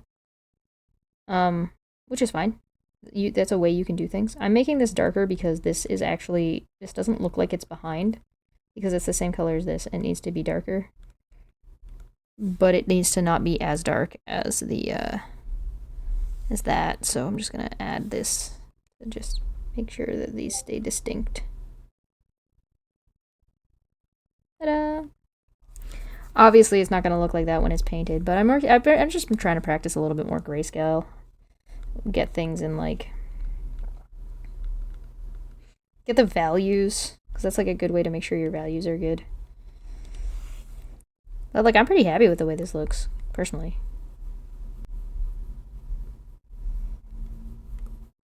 It's certainly good enough for, like, I'd be satisfied with this to move on with it and then, like, keep going, like, go into the next steps.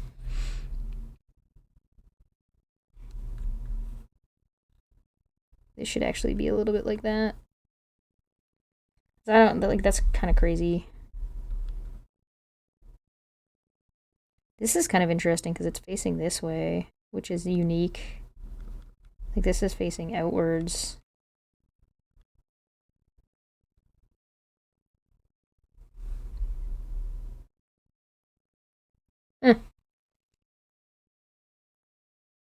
Oh, is that why they... Yeah.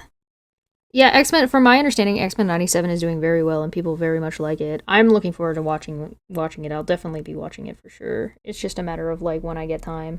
Oh, and for anybody who doesn't know, Spice and Wolf. New Spice and Wolf. Spice and Wolf's getting a re-release, so if anybody wants to watch an anime about Wolf Girl and a traveling merchant, learn about economics, go watch Spice and Wolf. It's great. 10 out of 10. Would recommend it. The beginning is interesting.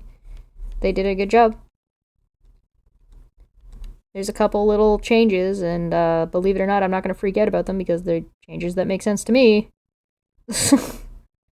This guy literally complaining about changes because he doesn't understand them, because he doesn't know what any of the words he's complaining about actually mean. And instead of educating himself, he would just rather fucking bitch about everybody else being the problem instead of being like, hey, maybe it's you. Maybe you're the problem. Delicious in Dungeon, yes. Delicious in Dungeon, amazing. If you want to watch something new, it's new. It came out this season, right? Yeah. Delicious in Dungeon is a fantastic show if you're into that. I love it. Absolutely love it. I've seen a couple of complaints about it that I think are valid complaints, but for the most part, those complaints are minor. That I would agree with, but they're minor complaints. MASH, I haven't seen Solo Leveling. MASH just finished its last episode for this season, and I love MASH. I think MASH is great. I've enjoyed the hell out of it. It's been really fun to watch something that is basically like Harry Potter with muscles that has no ties to J.K. Rowling, because listening to anything about J.K. Rowling is just annoying at this point. Like, it's just annoying. I don't mean about her, I mean like just listening to her, anything she said recently. I don't mind people complaining about her yet. I'm not annoyed by that. I'm annoyed by just her not shutting the fuck up. And people take her so seriously. And I mean like people in Parliament. I don't mean like I mean like people with power take her seriously, and I'm just like, why? Why would you listen to the author of Harry Potter as any kind of authority about biology? What is happening? What the fuck? In what world? Man, celebrity status is dangerous. That's all I have to say. Taking fucking... goddamn. Stop listening to this woman. She doesn't know what she's talking about. Then again, you can say the same thing about me. Stop listening to me. I don't know what I'm talking about. Never listen to me. Do not subscribe. Definitely don't follow my Twitter. Please, I beg of you, do not follow my Twitter. It is a fucking mess. I have to get caught up in Chainsaw Man. I haven't watched that one. I've fallen behind on... I say that I've fallen behind. I haven't kept up with a handful of animes this season. I just haven't had the time. I've been, like... Court ate a lot of my time up, and it's still eating a lot of my time up. Switching my sleep schedule over hopefully will help me get more stuff down. We'll see. There's a lot of good shit coming down the line, though, on YouTube, so if you guys are interested in that. There's a few crazy discussions going on. We got, I'm just trying to get the scheduling finished, but Offbeat Outlaw is going to come by and talk to us about media literacy. And, stuff. We also have Fuzz Rana coming on, to come and talk to the philosopher Dave. Philosopher Dave. I love that. I love everything about that. And they're going to be talking about free will. I've also got, Oppie coming on to talk about scientism and like what that is, because it's a term that gets thrown around a bunch. Dumbfic Fridays on Friday. That happens here. That also happens on YouTube as well, if you want to watch it later. These videos are gonna make it up onto YouTube eventually. Oh, that's I see. I've been looking at this thinking it looks weird, and it's because it does look weird. I figured it out. This is not that hard of a... I made this a really hard line, and it's not. It should be like this.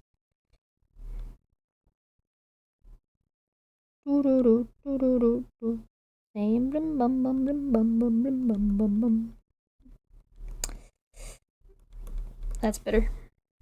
Smooth this out a little bit.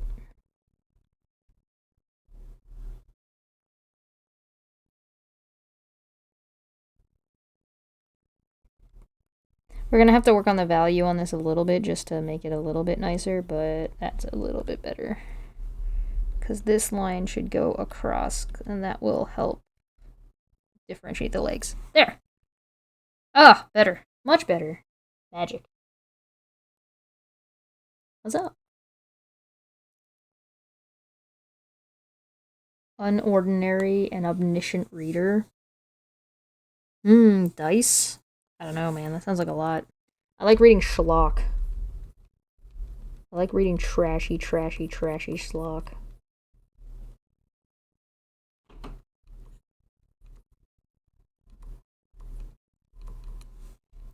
gonna do a little bit more with the hair, but I just wanted to put an indicator in. That's too much.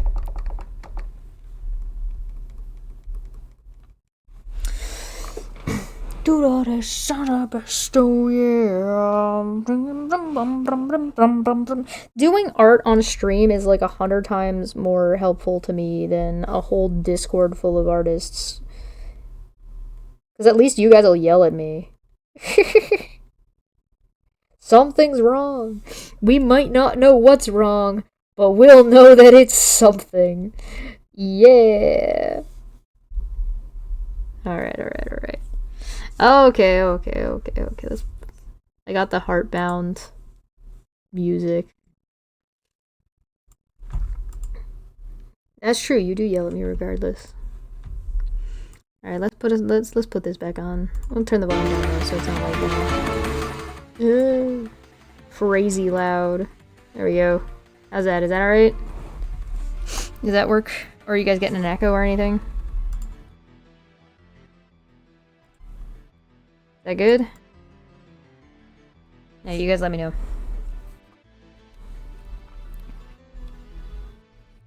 This is from Pirate Software, by the way. They're pretty cool.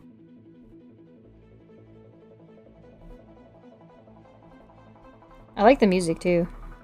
Stuff great.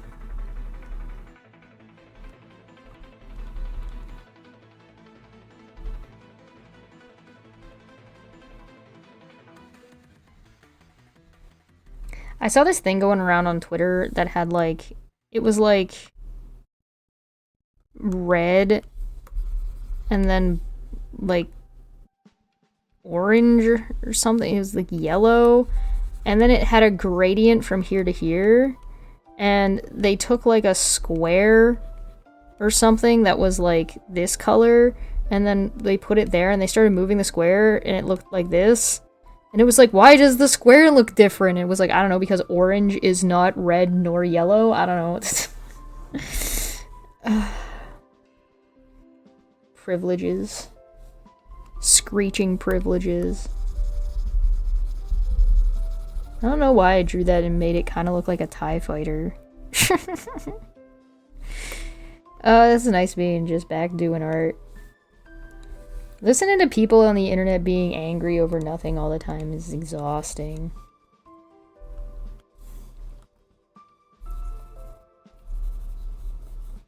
People are just exhausting.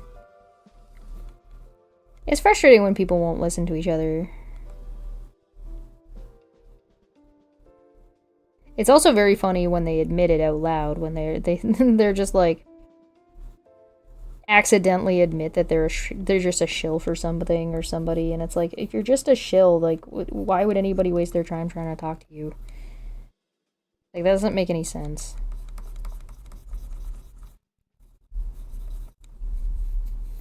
That's like a legit thing though that people do. It's crazy. Oops, said the quiet part out loud.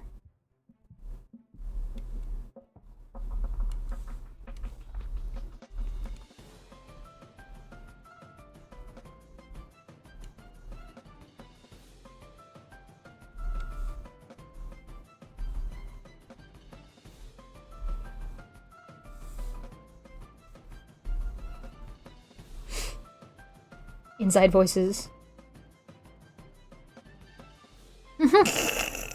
People don't listen to me because they legit don't hear me. It's really funny sometimes. Sometimes it's very frustrating though.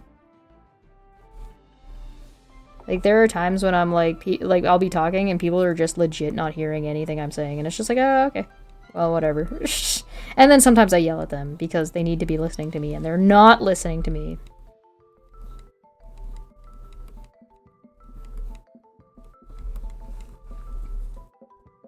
Choose not to listen. It's like, that's why you get yelled at.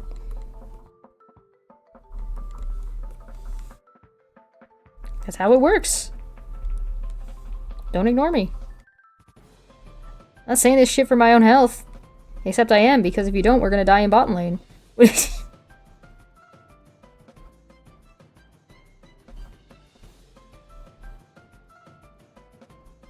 Alright, do we think this is good enough to start, like, actually putting some paint on, like, a color onto?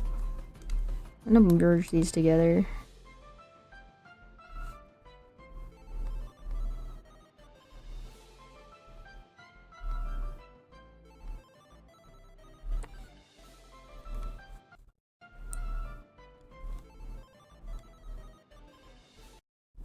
I think that needs to come down. Sorry if the music is glitching a little bit. That's on my end, I think. I think that's just... my internet has been kind of questionable today.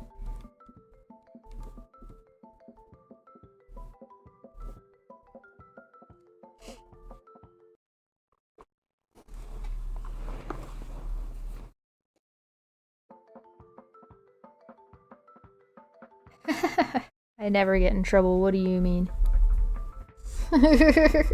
Oh, you're looking at this. I'm going into this next fight. No, don't you do it. I'm doing it. Fuck you. Sometimes that happens. Once in a while. It's not too bad. Hey, can you wait? Can you wait for my, like, I understand you're gonna go into this next fight, regardless of what I say. Can you wait until my ulti's up, though?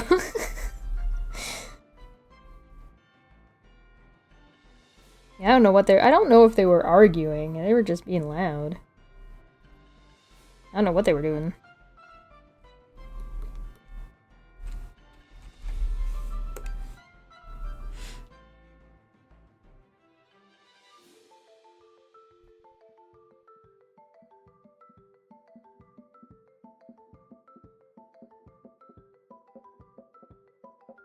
I've realized I have made an error. This should be down here. A little bit further down.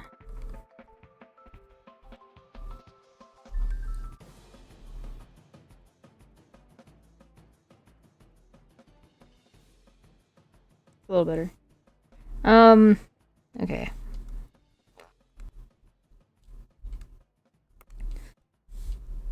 Skin tone. Tifa's skin tone's pretty fair.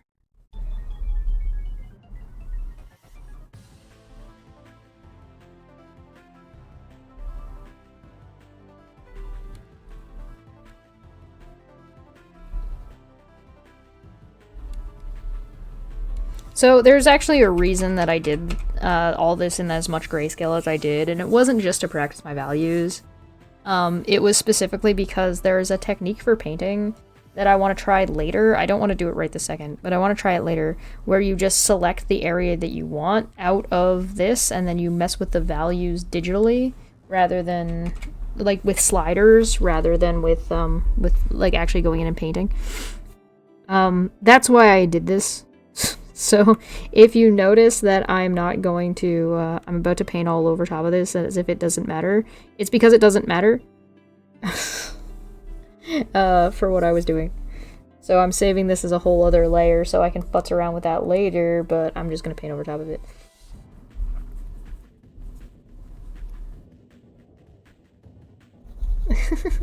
I doubt they were arguing about that. I don't think I'm that important.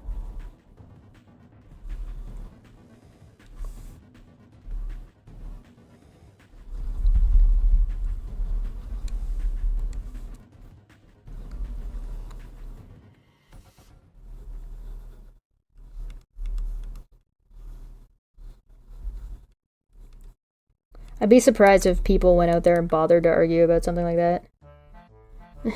No. No, they're not. Yeah, I know.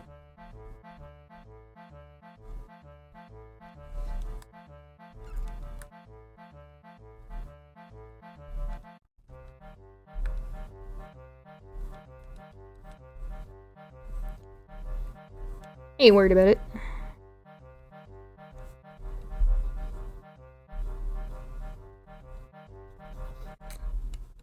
I hear that and I keep expecting it to turn into Banjo-Kazooie music.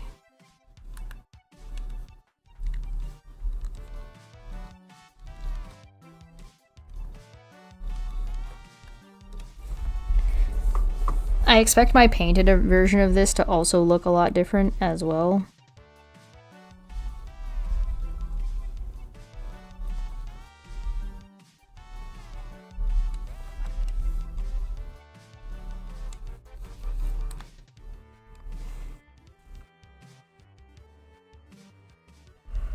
Especially since I haven't decided on the light source, except that I do still want to do this thing, but that thing's a little bit different, because that's like the... I don't know. Yeah, that's a good call. I will do a stretch. I don't know. I don't think I have the brain power to turn this into color right now. Tifa's whole layout is just gray anyway. Like, look, hair's gray, gray, gray, gray, little splashes of red.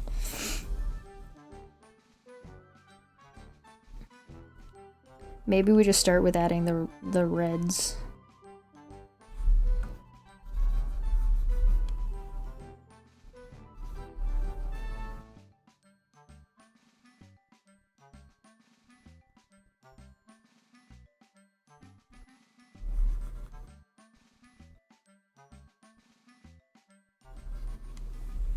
They even made her gloves black as opposed to like the original, where there's like way more red in her design.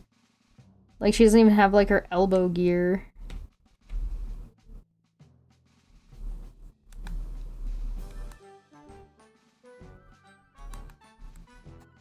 They did that to her in Advent Children too. In Advent Children, everything was just fucking gray, except for Vincent's cloak, which was still just kind of like flat. Like the coloring was flat. Like what happened to all the color? Did it get sucked out with all the Mako? What the fuck? What happened?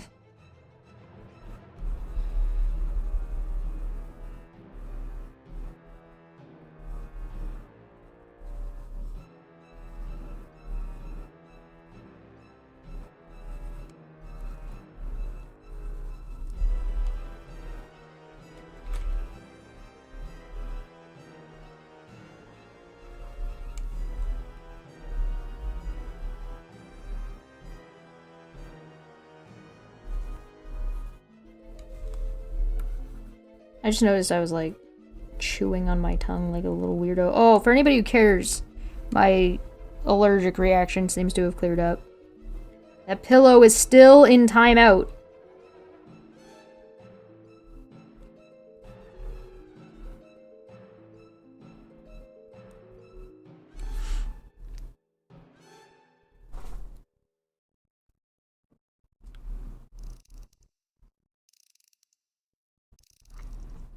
Well, so in the newer games, it looks like that... I haven't played the newest one yet, but from what I can tell, it seems to me that the newer games for Final Fantasy VII are trying to bring out and focus on, like, so a lot of the... How do I explain this? The Final Fantasy VII game is very much focused on self-identity. Like, who are you? Who are you? Right? And so that's a big motivator for Cloud. However, what gets missed out on in the original game, or at least doesn't get like, it's not focused on as much, and so it's kind of like more of a figure it out yourself in the meantime kind of story, is the traumatic events of Nibelheim and how they affected Tifa. Right? And kind of what happens to her is not something that is discussed as much comparatively. Right? And like that's comparatively that makes sense. Like, right? Like I'm not saying that's a bad thing. I'm just stating that it is.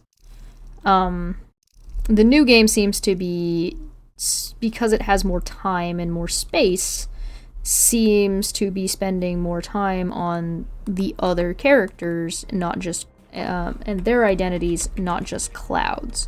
So like there's like Nanaki has a big character like identity kind of crisis that goes on because he's a child, because he's a teenager, and he's trying to present himself as if he is not, right? And so focusing, being allowed, the game being given enough space to be allowed to focus on stuff like that is, I think, really nice. I kind of like that.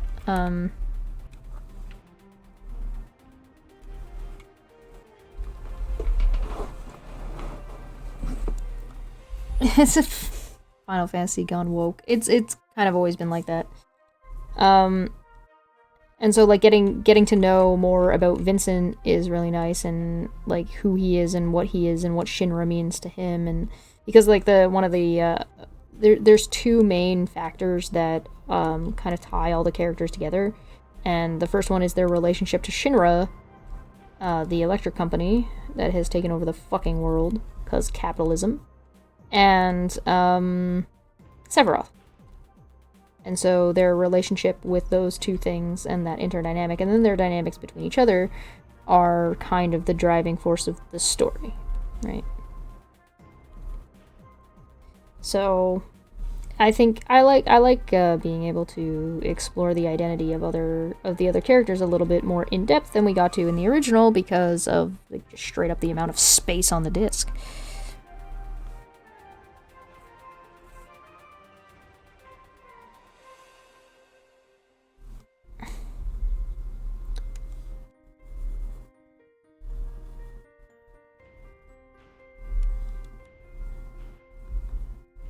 An earthquake is more stable than Cloud.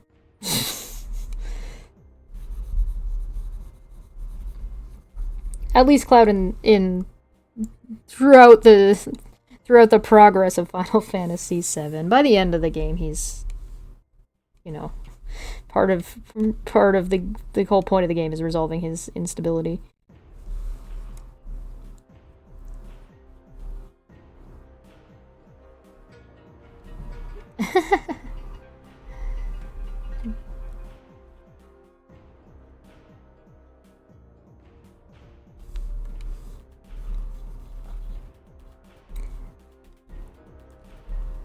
Like I said, I haven't played that portion of the game yet. To me, it seems like they're doing a pretty good job of showing, like, that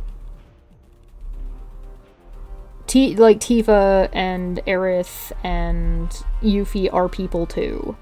So, like, they have their own insecurities and instabilities, and, like, they're able to dive into that, or delve into that a little bit more than they were able to in the original games, and I'm here for that. I like that.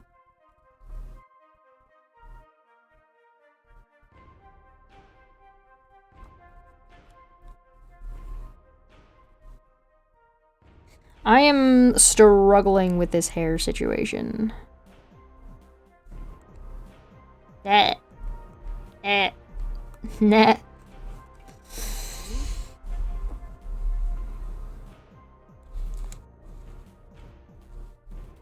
His mental state is finally resolved when he and Tifa fucked. Kind of. So his mental state is resolved slightly before that, and it's like him and Tifa getting together under the High Wind is like the closure of that part of that portion of his identity crisis. It's resolved in the live stream scene with Tifa. That's the main place where it gets resolved. And the result of it being resolved is having lay sexy times. Post no clarity. Hair, not the hair.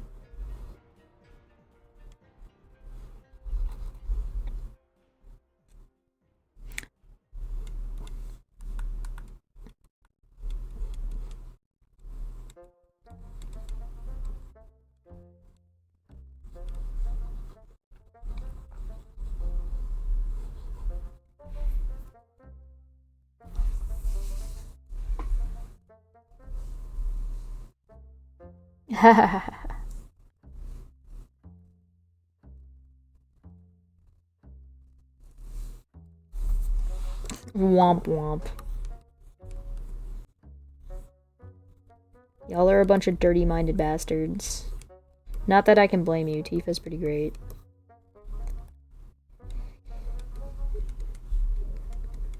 Tifa, best girl. See, for some reason my brain, and this is like a personal problem, this is a me problem, right here, this face, I'm viewing it like this. Like, that's the way my brain is, like, viewing this, like it's turned. When it's not, it's like this. It's facing away. Sorry, this way. So it's, like, causing me, like, I'm having construction problems. And I shouldn't be this far into a painting having construction problems, because if you're at this point, you're having construction problems, you fucking done something wrong. So I have a problem that I need to fix, and the answer is more cowbell. So I need to turn off the hair just for a second. So let's look at this. So, like, it looks good in theory, but my problem here is, let's use this pen. This is facing away from us, right? So it's like that. Like that. So I'm trying to figure out, like, if the circle is here, because her hair is giving me issues. Her head is facing downwards, kind of, but not all the way. It's mostly just facing away from us. So it should be like this. And that's why the neck is like here, right? Like, it makes sense, but my brain is not comprehending what I'm doing.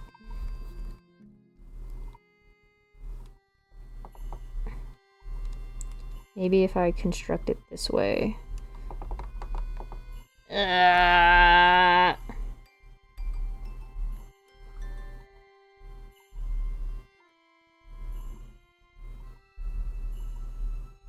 Tifa is loved for a lot of reasons. It's really not the...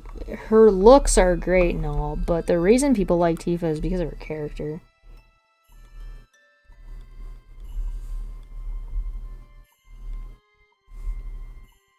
Tifa's character development in the original Final Fantasy VII and the type of character she was in Final Fantasy VII, the original, is very much unique for the time period that she came out in.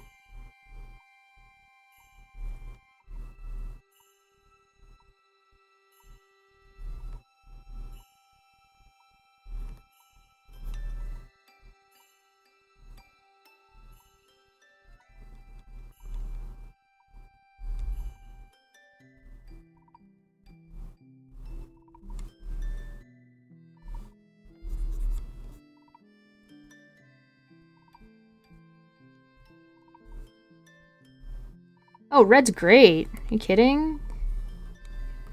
Why are you calling him by his dead name, though? By his colonizer name. Final Fantasy woke, bro. No, Red 13's a great character. Zack is great too, and he's barely in it. His name is Nanaki.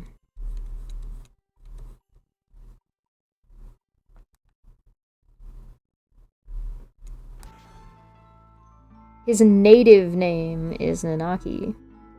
Yeah, the Cosmo Canyon was a whole allegory for colonialism and Native Americans.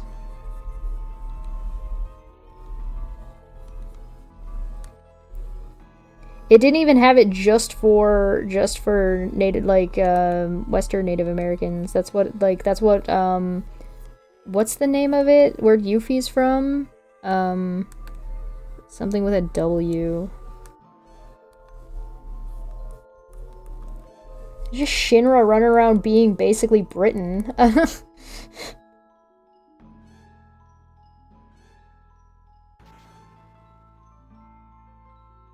Wutai, thank you, yes, Wutai.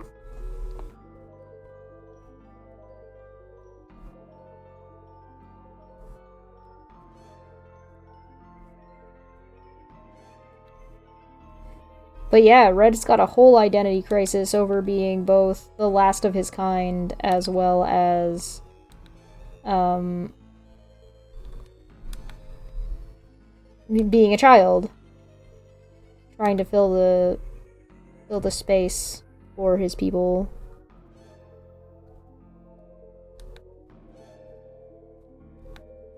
On behalf of his parents. I'm kind of hoping we get to rescue them in the new game, I'm not gonna lie, because theoretically his dad was petrified, right? And we have cures for that. So it would be cool if we got to rescue Nanaki's family. I would really like that. I also low-key do not hate the idea of both Zack and Aerith surviving, but I don't know. I allegedly that's not happening. But I don't know because I haven't played the second installment yet.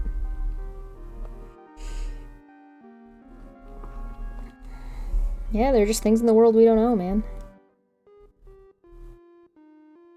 So if her head is here and down like that, Tifa's got one bit that hangs off. So now I'm just trying to think about, like, Tifa's hair construction. She's got bangs on the far side. So they would be, like, here. And then she's got one piece that hangs down long. We can put that and mark something like that in. And then that's her bangs that'll hang like that, I guess. And then she's got, like, a little one long one that comes down on this side. And the bangs kind of do one of these.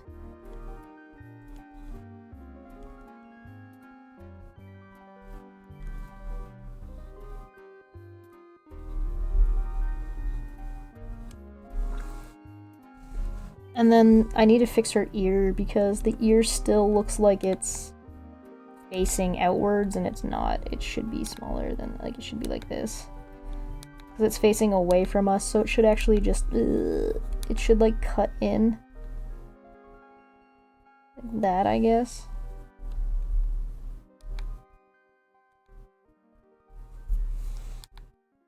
And then she's got that earring, right?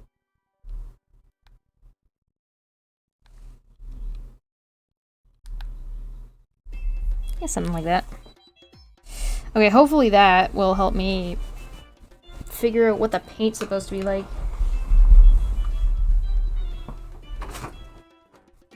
Because I am too stupid for my own good.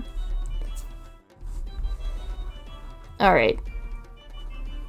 We've been at this for a while. We're at the 4-hour mark.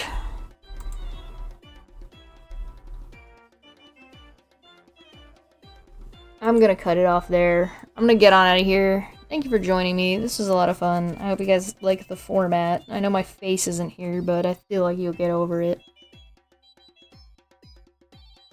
Makes it easier for me to stream. Next time, hopefully I'll be starting tomorrow. I'll be starting a little bit earlier. I'm gonna be looking at the H3H3 Fresh and Fit podcast. And then maybe we'll take some time and we'll be able to watch this more enough is enough video. And perhaps whatever, do fundamentalists actually follow Jesus? Because I'm kind of curious, but I don't know if we'll get to that one. We'll see. I might end up watching that on my own. That's gonna be it for me. I am tired. I'm gonna go see if I can find some food. I ate a ham sandwich. That was good. Yeah, that's everything. I'm gonna get on out of here. Thanks for joining me. I'll see you guys next time. See you tomorrow. Oh, and also Dumbfuck Fridays on Friday. Okay, bye.